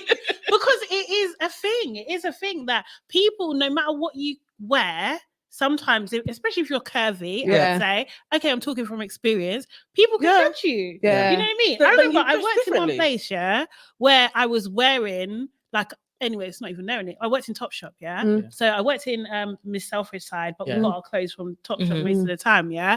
No matter what I wore, I got pulled up. regularly Yeah, because of what's my that? body shape. Okay. And there was nothing I could do about it because that's how my body is. Like, do you know what I mean? And it's just like, what am I? But you were asking wearing a for this. variety of things, though. Yeah, but Yeah. but it didn't matter. But also, because of course, I hear what you're saying. It didn't matter because whatever you wore, because of your shape, they were still going to be like, oh, you know, it's too sexual. Remember that? What is it? She presented the weather in America. And she would just wear like standard clothes, and every time there was a problem, they were like, "Oh, it's too sexual." Because And she was wearing, and she was wearing you know what I standard mean? clothes. And I think, But I feel that there is that thing of like, if you're a curvy person, like, do you know what I mean? That you like, you're just overly sexualized, just Of course, standardly. yeah. Do you know what I mean? By men and women. Yeah. And I know one of the bosses, she had it out for me, and then she got her tits done, and it's like, you're wearing the same thing, so why am I getting? It was pulled up? jealousy. Do you know what I mean? Jealousy, yeah, So yeah. annoying. it's different. But no, I know. This But one- what I'm saying, but because she's had her body done, then there's an It added level exacerbates of everything judgment. else. Yes. Exactly. Yeah. So on a base, and that's what I was saying earlier, like we know in terms of patriarchal society, we already know that this is the baseline. We are as women being judged in our bodies all of the time already. And then you went and got your body done because you wanted to like really exaggerate and accentuate certain features that would get you even more attention. Yeah. And then on top of that, you're now wearing clothes that would further accentuate the work that you've already had done. So it's like you've brought all of this here and you've now gone, oh, don't look at me, I'm shy. You're going to have to, if we can't change all of the layers, at least let's take that top layer of clothing and just tweak that a bit because the body's not changing now, right? Thank you. So let's just change the top layer a little bit. Okay, I'm inclined to agree because not every day you must show everything off. Not every day. Like switch it up. Switch it I'm up. saying you can wear your catsuit, you can wear your crop top, you can do all of that whenever you desire, but you should have a diversity of wardrobe that allows for other things to shine through. If you're wanting me to focus on your personality, but you've gone and so I have to wear a smock? No. Yeah, but you know she's not wearing. So they're saying that you've got to I wear bought a this smock. corset today. That's deep plunge situation. I'll be a mad head somebody. So now go into the comments and someone goes, "Oh, wow, why have you got your boobs out like that? Stop looking. I was spitting bars. Why were you doing that? Are you serious?" Thank you. And that is my point. What did It's you say? true. A mad head somebody. That's who wrote that. Okay. Fair. Do you want to do another one? Yes, but I'm going to run and try and fix The camera. Camera. Camera. Yeah. You probably just need So- to press it. Yeah. No, get it you back should read live. it. All right, I'll do a quick. Oh, this is quite cute. All right, so always the side, never the main course. Oh, I'm just coming to the realization that I'm in my early 40s and I've never been in a relationship. I'm always in a friends with benefits or a situationship or the other woman. Never the primary girlfriend or wife. Not sure what kind of energy I'm putting out, but it keeps happening. I'm going to stay away from any new relationships until I figure it out, but I need help with figuring it out. How do I change my relationship trajectory? It's a sad dilemma. yeah. They've probably got 12th house placements. That's the house of secrets, like things in astrology. You have to go back to where the story began. Right? Because there is a pattern, and the only way that we can liberate ourselves from what our present circumstances present us is by going back to the origin story. And this is even something that I'm, looking at and working at personally. It's the theme with all of these people that she's mentioned is emotional unavailability, the friends with benefits, the side chick dilemma, the situationships. There's all an element of emotional unavailability. So you have to ask yourself, well, why do you want people who are emotionally unavailable? Where did you learn that first? And when you're able to revisit that, where you learned that first, you will then be able to come forward and choose differently. You can't change anything like, how do I explain it? You can't change anything just by going, oh, I'm going to stay away from people. And, when I magically go to the next person, they'll be, that won't be the situation. No, because you haven't dealt with what's making you gravitate towards these particular relationships in the first place. Yeah. Oh, you're not turning it into a manual or camera person. Technical. Technicians. I'm moving it around. She's doing camera woman. Yeah. Okay. Oh, we're back. That one needs to be reset. Kevin, can you put this one back, please? Or is it the right place? Is that the right way? Oh, is it? Sorry, thank you. Thank you. Thank you. What did I miss? The dilemma. It was the 40-year-old chick Yeah. who keeps on finding herself in situationships and has never been in a real relationship with anybody. And now she's saying, I'm not going to be in a relationship until I figure out why I'm always the side and never the main.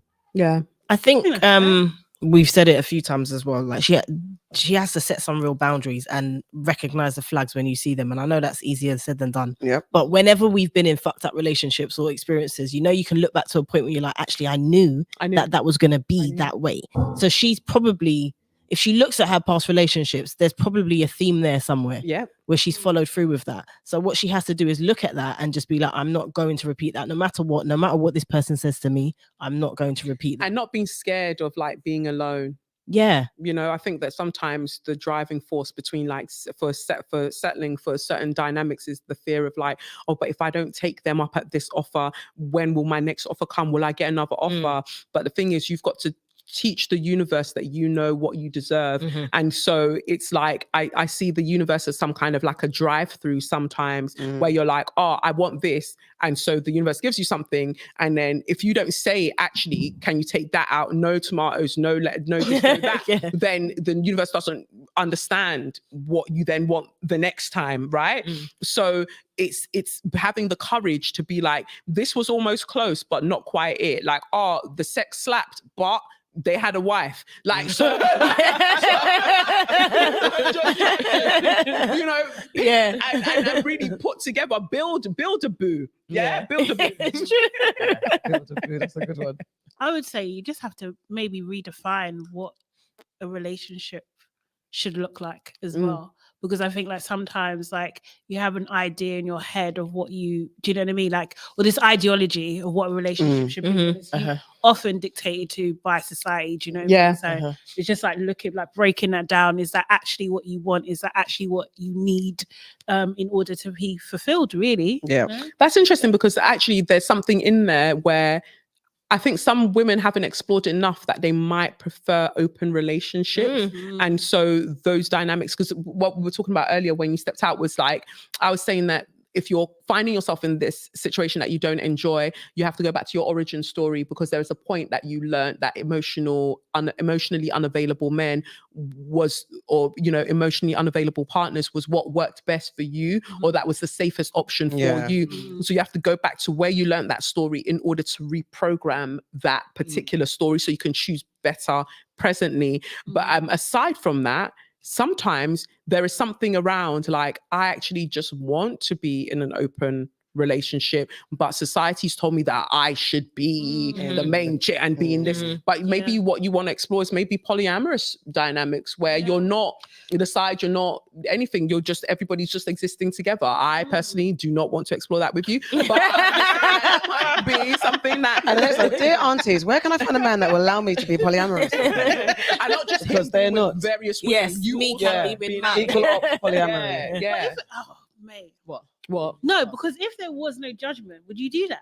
No, be in a polyamorous. Yeah. You said no. I don't think it's. I just know because I've got the Scorpio outside. moon. You know, I think it. To me, it sounds like hell.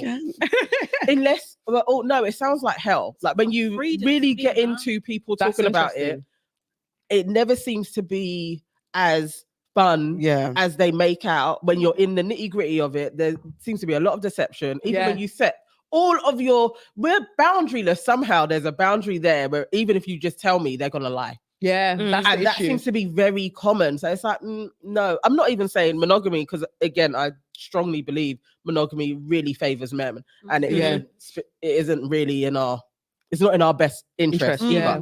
So I don't know what the answer is, but I think you don't want to be a side dish. But people aren't practicing, as you say, they're not practicing polyamory properly. A lot of people are not, and those who know do not speak, and those who speak do not know. The ones who are practicing it, that are living their best lives, we are not hearing from them. They're just minding their business. They don't have to come and advertise it because they don't need any of us, because they've already said they got it sus.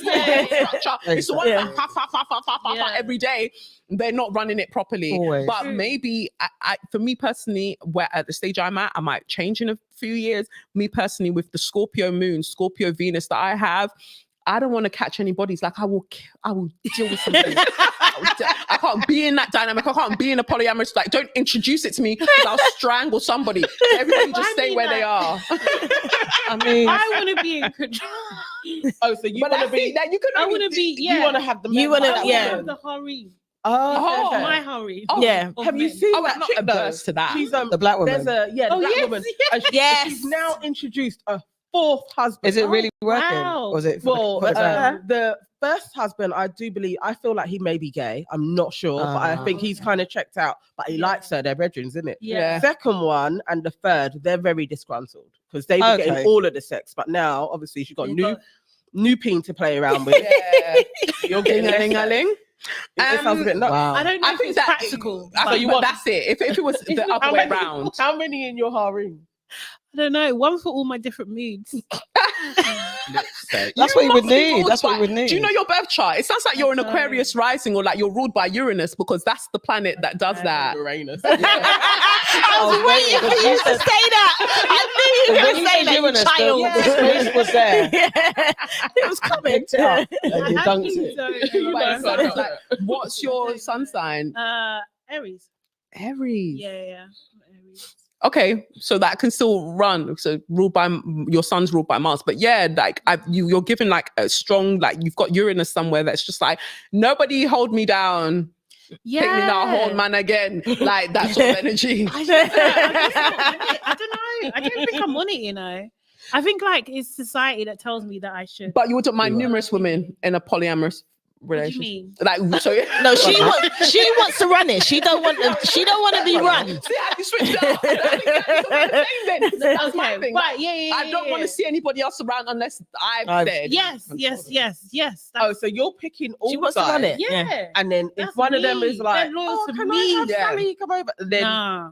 okay. Right. And then that's not true polyamory, is it? Then That's how- What is dictatorship. that? How What is is that? dictatorship? A dictatorship. Yeah. Okay. But that's then fine. how, if that be the case, for this next person's dilemma, I don't like men, but I'm not a lesbian. Okay. Okay. You know what I'm saying? I think a lot of women are in the same position. This is what I'm saying. I don't know how to explain it. I'm physically attracted to men, but personality-wise, no. Yeah. I find most men's personalities to be repulsive. Yeah. Their sexism and misogyny is what turns me off the Accurate. most. Mhm. The fact that so many of them only care about women's looks, they don't care about women's personalities, it's a big turn off. And I worry that I'll never find a decent man to settle down with. A lot of these men nowadays are degenerate, and it makes me sad. I mean, she's just speaking facts, right? Yeah, I don't. What's the dilemma? I don't know. Yeah. Well, it's finding, it's that. It's that. Right. It's a fact. This is the news bulletin. Dun, dun, dun, dun, dun, dun, dun, dun. Yeah. No men. So what would you say is like the percentage? Do you think it's really like we're going into majority territory? They are like that, and there's just a small minority that are not. Yes. So when you look at your partner's pool of friends, Shucks. could you confidently recommend that any of your female friends Ask date her them? again. I And mean, this I've is the said it numerous thing. times, but most of them are in relationships though. But the single ones, I do believe they're single for an absolute reason. Yeah. and I understand it. Yeah, And I wouldn't inflict them on anybody. But I still hope they find someone. But none of my friends know. there we go. And that's what it is. Like I've got male friends. Not one of them have got a friend for me. Not one of them. Yeah. And then I've got like my brothers and stuff. No, there's no people. And like the friends that are in relationships, like my female friends that are in relationships, their partners don't have no one. It's So it's a pandemic. like endemic. sliver of good men. Yeah. Sliver. Mm. And it's like they're one in a million. It's, and I think it's about synergy, because you're not, when it's not about finding, I guess, a perfect person. It's about finding somebody that's perfect for you, in that you recognize each other's imperfections and you're growing together. The reality of the situation is that this patriarchal society is not a joke. Like, we have been conditioned, not just men, all of us have been conditioned to behave in this way and to expect certain things. So if mothers have been indoctrinated by a patriarchal society, they have raised a particular men, you know, and so this is what we're dealing with. So ideally, for me, it's like, if you can't reprogram to, you can't do anything about being attracted to men, then it's about finding the kind of man that can be worked with, that is willing to do the work, right? And Bell Hooks writes about it so much. It's the will to change. If you can't find a man that's willing to change, then it's out. But I do feel like there are men out there who are willing to change, but they're not going to come ready. They need new friends, Yeah, new friends, new society. I think new like space. men don't have an incentive really. No, to they be don't have good enough. People. Yeah, I you've think I've said that. talked But the about this incentive is growing, because that's why suicide rates are so high. Like your incentive to be good people is yourself. The narrative so is you don't shifting. see a building and get ideas. Like you are your own incentive. But because men have been raised in a society to not love self, they don't even see themselves as being worthy of saving. Like for them to save themselves. You don't have to save yourself for a woman. Save yourself for you. Yeah, and I love the pushback in all the conversations that, like, yeah, guys, you're not dying alone. You're talking about us and our cats. At least we get a cat. You ain't even got a cat. You've been cussing us buying cats. You not even got your cat. Dogs. Some bulldogs that have been banned. Right. You see them crying. Exactly. Taking me dogs. You banned best friend with my dog. Self-bullies. Nonsense. So on the back of that, then I'm thinking of intentionally becoming a single mother because men are so crap. Okay. So I've been hit with serious baby fever for about a year, but my current job contract is putting a hold on actively starting a family until it finishes in a year.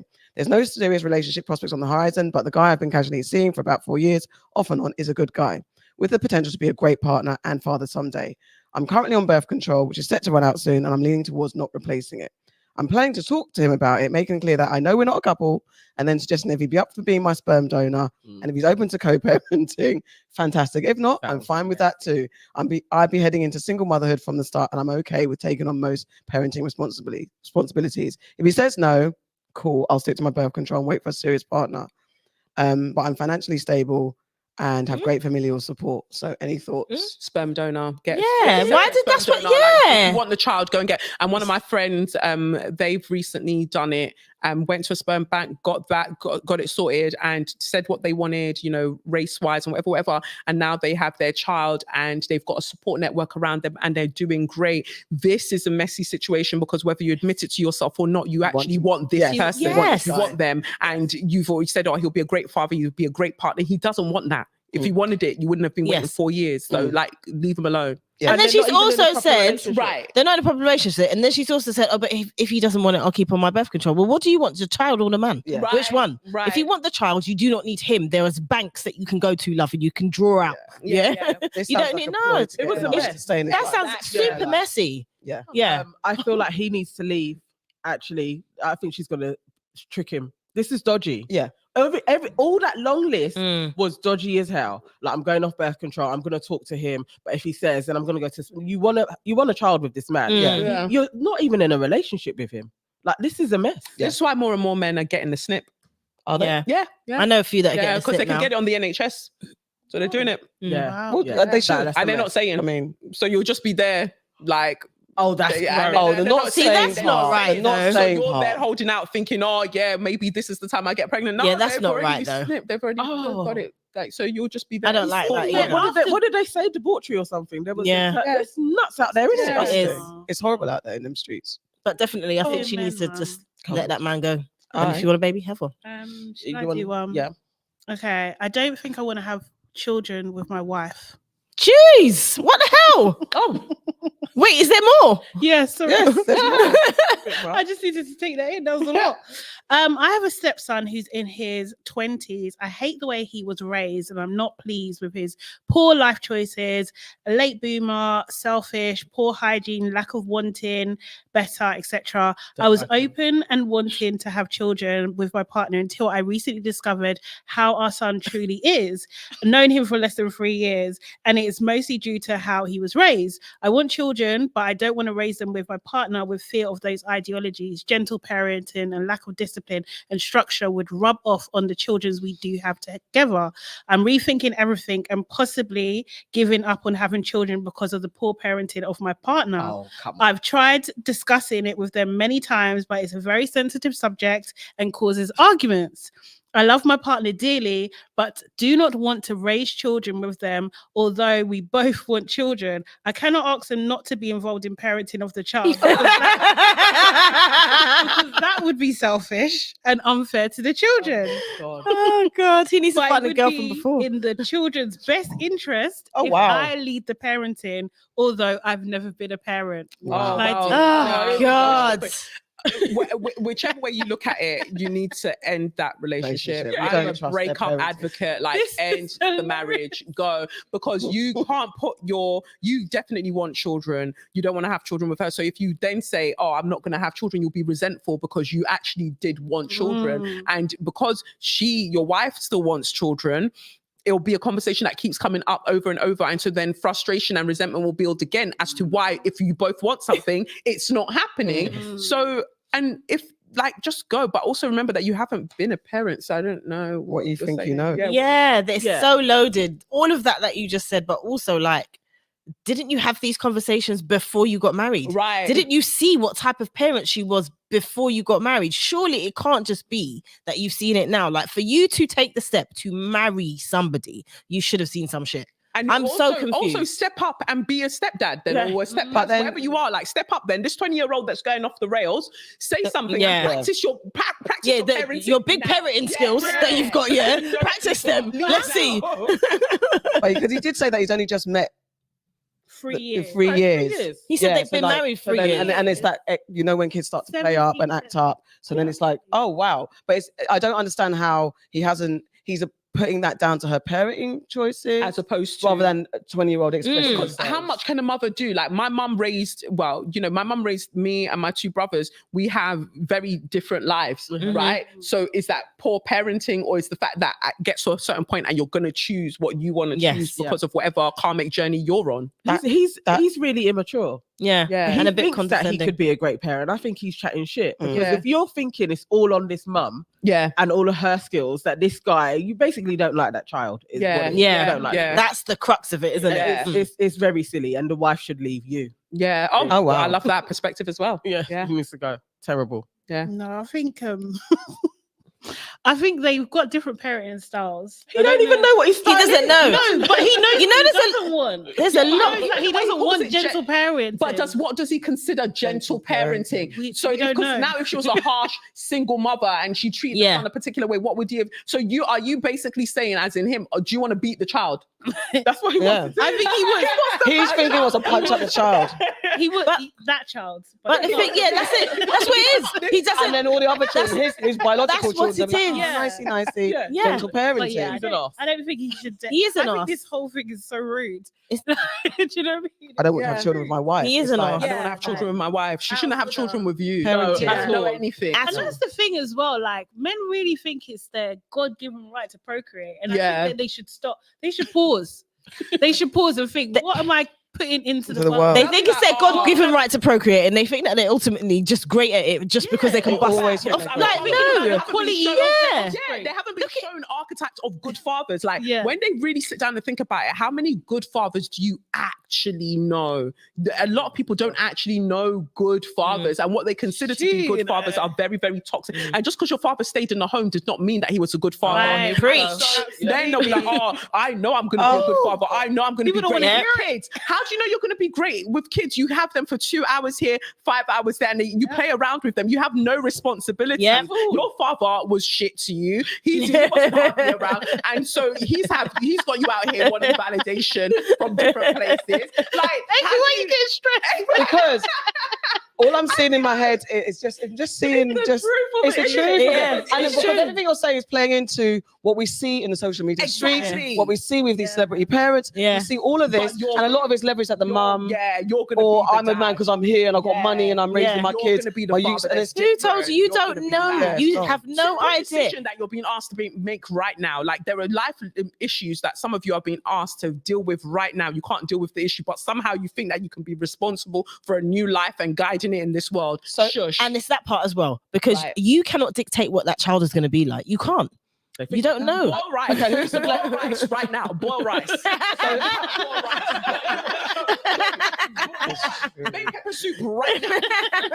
And you see, I love that. You ain't parenting. Be a father. The day in your life. Who was it that said? Oh, it was someone we were talking to at our friend's music video. They're saying that they had spent a few days doing the mum jobs in the house, and he was like, "Oh no, I'm dipping out." I don't want to say no. Yeah. Oh, okay. Do you know what I hate though? I hate when men say they're babysitting their own kids. You cannot babysit your own kid.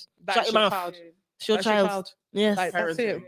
But they can though. And they're in their head. Well, yeah, like, see that thread when some I can't remember how it was phrased, but somebody basically said, "Married women, when did you realize you were a single mother?" Yeah, honestly, yeah, honestly, I know women like that. Oh, Yeah. too many people, and actually, then they go into there is a control dynamic as well. It's like I will do it better, so then they do everything. And you're only letting this man do a little bit, and he's gonna do a little bit, and then you want to complain. That's that thing, you set up the situation, then you complain. No, shut up. But it's also weaponizing competence. That's what it is. Yeah. So they'll do the job wrong. So purpose, there's and that. You just Oh, you do it better than me. Yeah. It's such a small percentage that do that. Yeah. There are so many controlling women that will run roughshod and then be like, no, but I need help. And it's actually like, go back to yourself and look at, are you even being inclusive in your house? But then if what's presented to a woman to be a good woman and a good wife is that she can juggle and handle so many things, then whether you resent it or not, that is the most that you then go into, isn't it? Like, like I've got to do it, even if you don't want to do it. So everybody is a victim of conditioning, right? Yeah. And if men aren't being equipped as they're growing up as boys to know that you have to take an active role in the house, because the father that you saw felt just by the virtue of his presence that was enough. That was being a father. Exactly. That's it. So then you just think like, oh, I've got to do is show up. And so when you change one nappy, you're expecting like, no. Accolades. Yeah. My favorite thing to say is like, confetti to start feeling like I did that. You're not getting praised for what you're supposed to do. Right. Yeah? But then when they don't get the praise for what they're supposed to do because they didn't actually see their father do it, it then starts another vicious cycle. So there has to be like real deep conversations about these things and what our woundings are and the relationships that we didn't see growing up but that we're trying to build. And I've noticed that a lot of people are scared of having those conversations. Like, we don't have anything to base this on. So how do we put together the kind of relationship that will serve us both? Yes. And I feel like a lot of people, not even just men, aren't used to liberation. I think that's the thing. It is a two-way conversation. Yeah. And I don't like it's always heaped on one side, because there has to be accountability. We set these things up. I watched how my mum was with my brothers. They got an easy time, and it was always on us. Like, you got to do more. That's a problem. And maybe even harder on my boys, because it is like you got to pull your weight. Like, you're just going to be a burden on some woman. That part. So it's like we've got to have these convos properly. Yeah, I agree. Do you want to do the next one? Okay. I'll do one more. Yeah. Okay. My mother hates that I'm unambiguously black. No, I'm not mixed race. My mother who is light brown, think Chloe Bailey, with loose, curly, type 3 hair, hates my mostly type 4 hair and darker skin. My sisters are around the same complexion, however, they have looser hair and fine features. The animosity also may be because she was married to their father, who was verbally abusive to them, and she would occasionally join in. Ooh, to the children. That's horrible. While I was the meal ticket baby, that didn't work out. I'm sharing because I unfortunately have to live at home with everybody and I hate it. Even though my mother is now divorced, they still see me as lesser than, but yet want me to take care of their kids and my mum, doing stuff for her, when no one else will. I really want to get away and lose all contact with them, but I feel bad. Oh, shit. So it was, the beginning bit was that it's that she's not racially ambiguous. Yes. That's okay. That's why mum doesn't like her. Okay. So classic colorism in the house. Yeah. Man, it's too common. She needs to leave. Or she needs to make her own way. I know it's very, very easy to say, but you need to look at your own destiny, your own goals, set your own goals and free yourself from that oppressive, toxic space, because you're never going to thrive in that environment where someone's putting you down and then treating you like any Cinderella. Yeah, Don't feel basically. bad because they don't feel bad. Exactly. Don't feel bad. You need to leave. And they'll You need to recognise think of what they've yourself lost. first. And when you start thinking of yourself, they're gonna see. That's what you need to do. And Get then out you of pile there. on the pressure as well. Yeah. And they see you trying to shake off their shackles. And but- it's okay to say no. Yeah. Totally agree. And the thing is, there's still so much healing to do as well, because while you recognize this as an issue, as a colorism issue, you recognize it, you're only going to see just how deeply this has hurt you when you go out and you're not living with her and you see how it impacts the kind of relationships that you have and the friendships that you have. I had a client who, when I was still training people as a personal trainer, and she had a very similar story, and she would say how very racist, very colorist her mum was, like, you know, growing up. But then it meant that I remember her saying to me that one day she was on the train and she saw this gorgeous dark-skinned guy. She's very, very light-skinned. She saw this gorgeous dark-skinned guy. And so she's like expecting him to look at her, and she's like throwing some smiles here and there. And then he gets off the subway, and because that's where she was living at the time in America, she gets off the subway. He gets off at the same stop. And she sees that he then goes to hug somebody at the barriers, you know, when he's walking through, and it's this dark-skinned woman. And she said that she was furious, that she realized how furious she was in herself, that what do you mean? Like, you didn't smile back and that's who you went. And then that's when she clocked in that moment that the thing that she hated in her mum, she actually, it was present in her as well. And she just didn't realize it. So I'm saying that you need to get out ASAP, because you're going to have work to do once you've left that environment to kind of help yourself, because that doesn't just happen in a vacuum. You've locked that in your brain somewhere, and you're going to need time to work through it. So, you know, forget their hurt feelings. You need to get out so you can save yourself, and so you're not hurting yourself down the line. Yes, definitely. And as soon as possible. So that's filtered through to her sisters as well. They treat her like Cinderella. Like everybody's at it. Yeah, it is time to. But the thing is, I don't know why you lot are doing it, because I'll punch you lot up. So, You know what I mean? Right? You know what it's like when Right? you know All what right, it's like Mum, when I've you got feel manners like for you, but I'm fucking when you're in up a someone. family and you've got no allies in a family setting, and everyone's, and especially when the leader of the family is allowing it, that is very easy to become the person that people shit on, and it's very hard to then Break stand up out for of it, yourself. yeah. It's because she's No trying ally. to please as well. You know, you're like trying to she please 'cause you probably wanna thinks talk. that if she does this, they'll love her more. If she does that, they'll like her more. So she's constantly seeking for this praise from them, and she's never going to get it. Yeah. It's never going to happen. Leave. Gotta leave. Yeah. Not in that way anyway. No. I really relate to that, because obviously when I left home and stuff, I had unfortunately 2 stepsisters that weren't very nice to me at the time and stuff, and like just like leaving gave me such a different sense of self. You know what I mean? Like I felt like a completely different person without having all of that pressure on me or that expectation and all that kind of stuff. And like just getting through, like you said, just getting through all of those emotions and like the anger and the guilt and shame and all of that kind of stuff. It took a good couple of years to even just process all of those bits. And so definitely just leave as soon as you can. And it is hard to leave, Yeah. but trust me, we know when you do, you feel so much better. Yeah, for it. definitely. That initial leaving is like, And it's not necessarily over for that your family relationship. You leaving and doing stuff for yourself and empowering yourself could make them have that recognition, like, what did we do? How did we treat you? And whether it's up to you, whether you want to forgive that and have those conversations, but it doesn't mean say that your family's done. But you must do for self. And sometimes, sorry to keep dragging on the point, but sometimes when you do leave and you find yourself, you get to a point where you're able to have these difficult conversations. And then that can maybe heal you as well. And them, because they're also they might not realize it then, but they're in a place of oppression as well. And toxicity that they don't know how damaged they are. Most definitely. But I think that they also just manage your expectations. Also that if they don't, you're not gonna. You might not get there. Because they have to meet you. And even if they don't, you still know that you left and you've left them in the cesspit that they're in, right? Exactly. There's one more. Okay. Or are we done? What's the No, time? we can. If you can go, we can go. Okay, there's a this is just an interesting one. All right. I reported a black colleague, and now none of my black colleagues are talking to me. More than a week ago, I reported a black support staff who put a patient at risk by not providing proper care. because the patient was being rude. The patient recently had a big surgery and a new airway hole in his back. And this patient can't communicate verbally, so they use body language, hand gestures, and writing. He was frustrated and he's suffering from depression. He's been in hospital for 115 days. Oh, wow. God. That's a lot. This member of staff who's supposed to provide one-to-one care left this patient to come and find me to do his airway care. When I got to the patient, he was in distress and struggling to breathe. If something had happened to him, I would have been the one liable. So I reported her because she's done something similar with a different patient.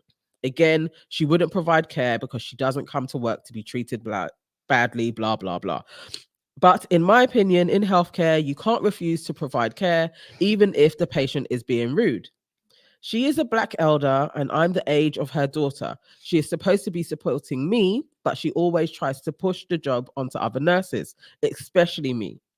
I reported her, and now all of the Black people in my workplace are not talking to me anymore. And the only two who are give me attitude. I am currently searching for a new job. What color are you? She's Black. Yeah, she's Black. You sure? I think she starts off with. Yeah, it sounds like. Yeah, it sounds. I think so. Doesn't implicitly say it, but I got the feeling that she. I got the feeling that she was Black because because she said that other. colleague. Yeah, Yeah. Yeah, I got that. Let's assume she's Black. Okay.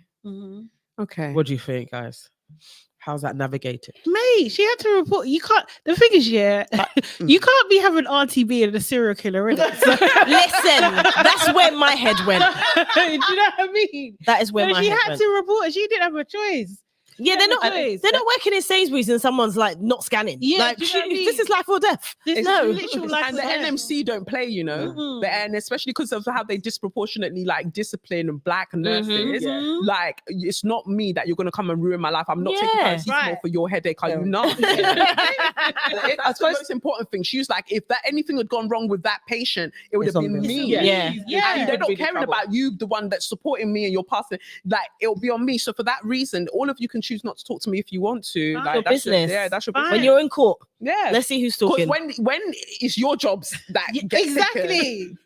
you won't be talking to each other because you're not Right. working here. And I guess in those spaces, an exploration of Black loyalty and Black community in unison, isn't it? Because it's like, damned if you do, damned if you don't. Because now her Black colleagues haven't got her back, but yet, and that's that thing of blind loyalty. You don't want to be seen to be going against a Black person, but you've got to protect yourself. But at the same time, you know the racism that's going on. So I understand the conflict. It's a conundrum, but to me, it's just like, are we for community or are we for complicity? Yeah. Right, And right. I'm for community, but what you lot are doing right now is complicity, and I'm not with that. Like, and Wrong it's- is wrong. Right, simple. How does she address Auntie then? How does she get herself out of this thing where none of her colleagues are? I actually do think she's got to leave the job. Yeah, just go find another job. Leave them to it. Leave Because them- That's a leave them to culture. it. That at that point, Yeah. that is a Yeah. culture there now, and you can't trust them because if something can happen, and now all of them are colluding, they can pin it on you. Yeah. Leave it. Find Go- another go- job, leave yeah, them find to another it, job. and know that you are right, because this is someone's life as well. It's your Yeah. life, yes, but it's also someone's life. Like, they're in healthcare. You can't mess about. Because I report Elder to NMC. I'll be like, okay, since you're on a play, let's play. Yeah. But it's good that you all even of leave them. it. What do you Yeah. mean? All of them, yeah. What do you mean? They Yeah. all were aware. All So of it's like them. bullying. Yeah. She's incompetent. It's also- it's joint enterprise at this point. Yeah, but also I'm sure that like they're not all talking to you, because I can be like that sometimes. Like when I do something that feels a bit awkward that I didn't want to have to do, then I feel like, oh, now It's everybody magnified, hates me. But does Auntie have it like that? Like does she? Yeah. Everybody's not talking Oh, to you. maybe they're scared of the wrath of the auntie. Yeah. So they're like keeping You their might heads have that down. one lunchtime conversation of like, you two. Oh, don't lie. Then it. Yeah, yeah. And it's just like, Yeah. maybe not everybody hates you. It's so true. Yeah, Yeah. like I know Yeah. I'm like that. I'll be like, oh well, they all just hate me now. Then Yeah, And so overanalyze. we had one conversation. Somebody I asked for the salt and they gave me the sugar. You also Did need they to do that? expect it, right? Yeah. You know what I mean? Like, you can't, if she's a head honcho auntie and you've taken her out, like, obviously. Mm. The minions are gonna conform for a second. It's true. It's true. I get what you're saying though. Yeah, like the head person who everybody loves. She's probably bringing all If the they jollof love rice her. and chicken, You know. and now you're making her. She's probably giving Get them in the best trouble. shifts. Yeah, but also I hate the false reverence as well. This is Yeah. why, like, we're in workplace dynamics. Like, I recognize you. I'll be like, auntie here to a certain degree. Yes. But after that, like, fam, we're here to do a job. Job. Like, Right. auntie Nameke, like, it Yeah. is what it is. Like, let's just do our job. Yeah. Because Yeah. sometimes it means that they can get over familiar, and then the lines of professionalism get That's what it blurred. is. Yeah. Yes. In those dynamics. Yeah. So sometimes let me even pretend that I'm not Nigerian. But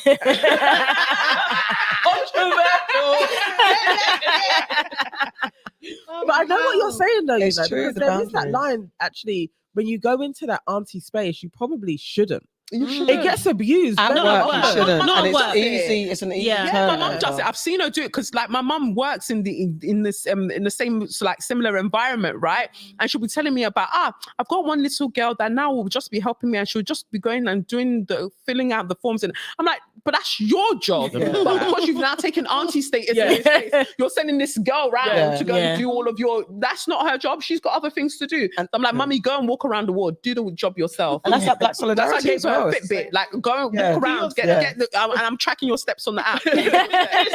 Sat down for 5 minutes. as well, and it tells her to walk around.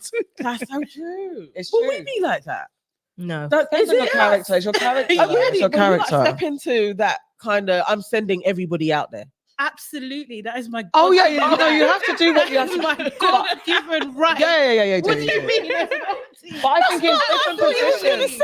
No, in different positions, I think. No, I think awkward with it. Like, I've got a nanny depends now, on- and the nanny's from Nigeria, Oh, and she's yeah. older than I am, right?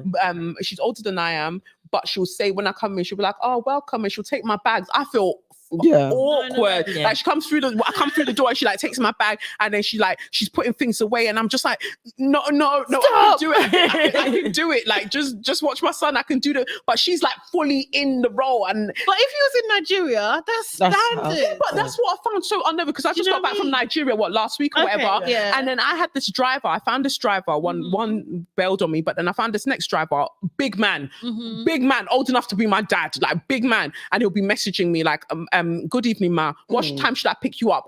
I felt sick. Like, I was a grown man saying, "Hello, ma. What time should I come and pick you?" Like, I know you what you're have to saying. you have to experience it as well, because like you have to understand, like, being in this country, it kind of warps your mind in a different way. Yeah. You know what I mean? Like, you have to be able to experience the other side as well.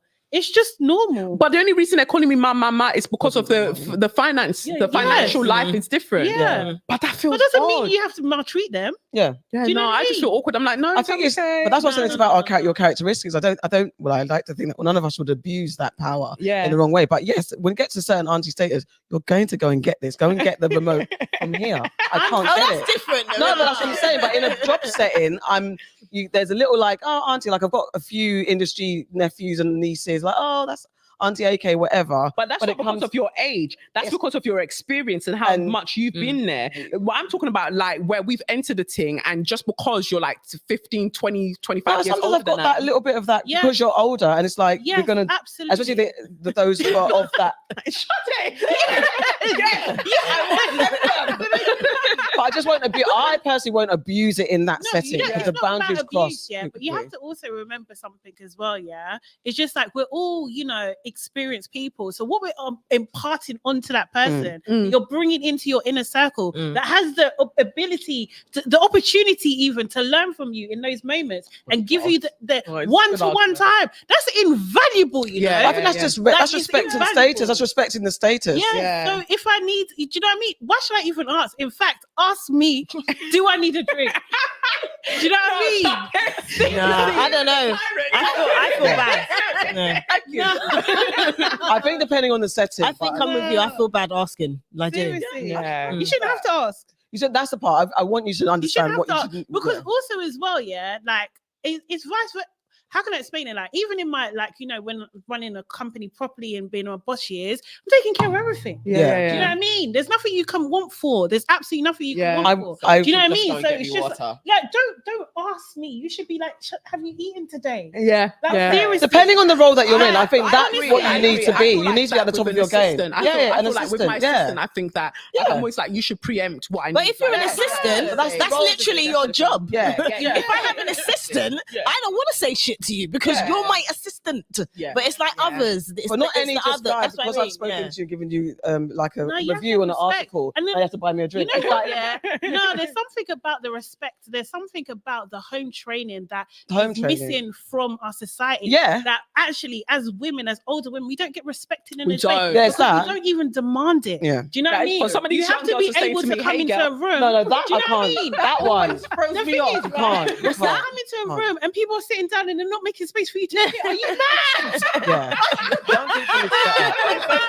There has been a couple of times where you kind of looked around like what's going on? Are they not going on? But I will say somebody has to get up. I think I will in those type of spaces. Like someone has to get up. But so I've been blessed with like, look, there are people with home training in the industry who like they will like, oh, auntie, sit down, or you can do this, or let me do that. There are some, but there is a lack of home training.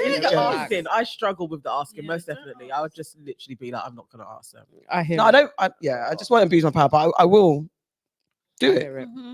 No, I hear it now. From that perspective, do not abuse my power. Okay? I know people want to say it. God, I have to say it out loud. All right, guys. Kelechi, you've been amazing. Oh, thank you. Thank you so much. Can you remind everybody where they can like your book, Pure Light? Pure Light. For now, I guess until the end of Jan, at KELECHI OKAFOR is my handle, or at Say Your Mind podcast on YouTube and stuff. But then after that, I'll just be on my website behind a paywall. Wait, so this is absolutely like you absolutely doing it. You're coming off social. Yeah. So my page will remain up, but I just won't populate it anymore. Like I'll just leave whatever is there, and I'm out. And anything is going to be behind the paywall. Yeah, like I'll still be making, like, for instance, I'll still be making a weekly show, but it will be on my website. Okay. Yeah. So you'd have to subscribe to be able to see it. Yeah. Is that like because a lifestyle change, or you just got it like that? You've got so many millions now, you just don't even engage anymore. I would have prayed that it was that. I would pray that it was that. But also, I feel like in essence, this is how you get that, right? Yeah. Because of all the years, like, let's be serious. Like, with the things that I post on social media, the brands will have a hard time with me. So I'm not getting the brand deals because I'm not talking about like sex relation. Like, that's not my bag. I'm talking about anti-establishment stuff, right? So that means that I'm not getting certain things, and it gets frustrating after a while when you're just like, my work ethic is mad, like incomparable to a lot of these people who are out there. Yet when we look at what's happening in terms of endorsements and things and deals, I'm not there.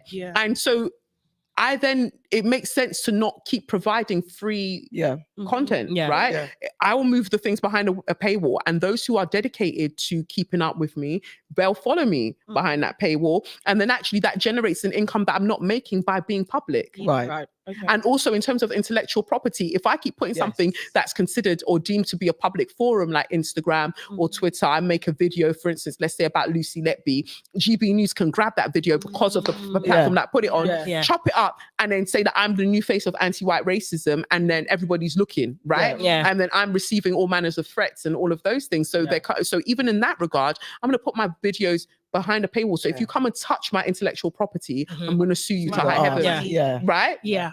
So in all regards, I feel like I've done enough in the public space. And I think that it's that fear of lack, that scarcity mindset that makes us think that, no, I keep going because the likes will make it worth it, or this will make it worth it. And it's like, no, I have to trust enough that I've done enough that those who care will follow. And you're not expecting everybody to, because I'm thinking about the fact that there are thousands and thousands of people that listen to the podcast every week. They might turn around and be like, I'm not paying £8 a month to follow you anywhere. That's fine. That means that this is where we end, but there'll be a portion of people who do. And so if that portion of people pay £8 a month, then I've created a revenue stream that makes sense for me. And then I can, even in terms of production value, I can take it up now because I've got money to fund it. Yeah. So just I feel like and with all of these things, you try it out, you see if it works. If it doesn't, you come back. But I have a feeling that is the way to go. Yeah. I like it. Yeah. Love that for you. I think so. honestly. Love So that's that. going to be 2024. It's Yeah, all so from going on. February 1st, I'll be just behind the wall. And I feel like it then means that I can talk about more personal things. Yeah. Because I've had to be so aware over the years of what I can talk about because of how sometimes people can be rather vitriolic in my direction or be so reductive about what I'm saying and what they're hearing and what they're taking away.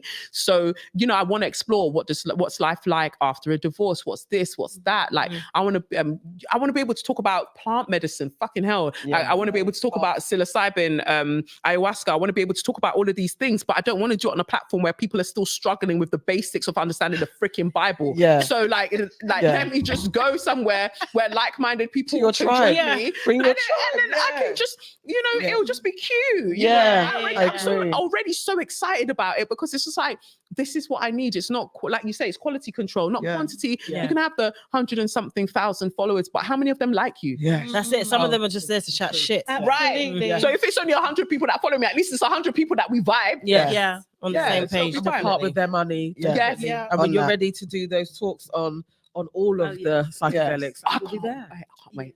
Cannot wait. We can have That lots will of be chats there about it. on mushrooms. See? and that means that when I'm having these shows, also it means that I'm protecting the people that are coming to have Yeah. the conversations with me as well. Yeah, that's because true. not everybody, especially black women who are mothers, not everyone wants to be talking about magic mushrooms. I talk it on that style, and because people are like, oh my god, what are black women doing? We're losing recipes. Like, piss off.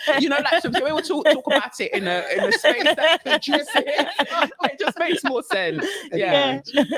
Kelechi. We love you. We do. Thank you, Auntie. Aunties. Well done. Great show. Don't forget to like, comment, and subscribe. DM us, comment us your dilemmas.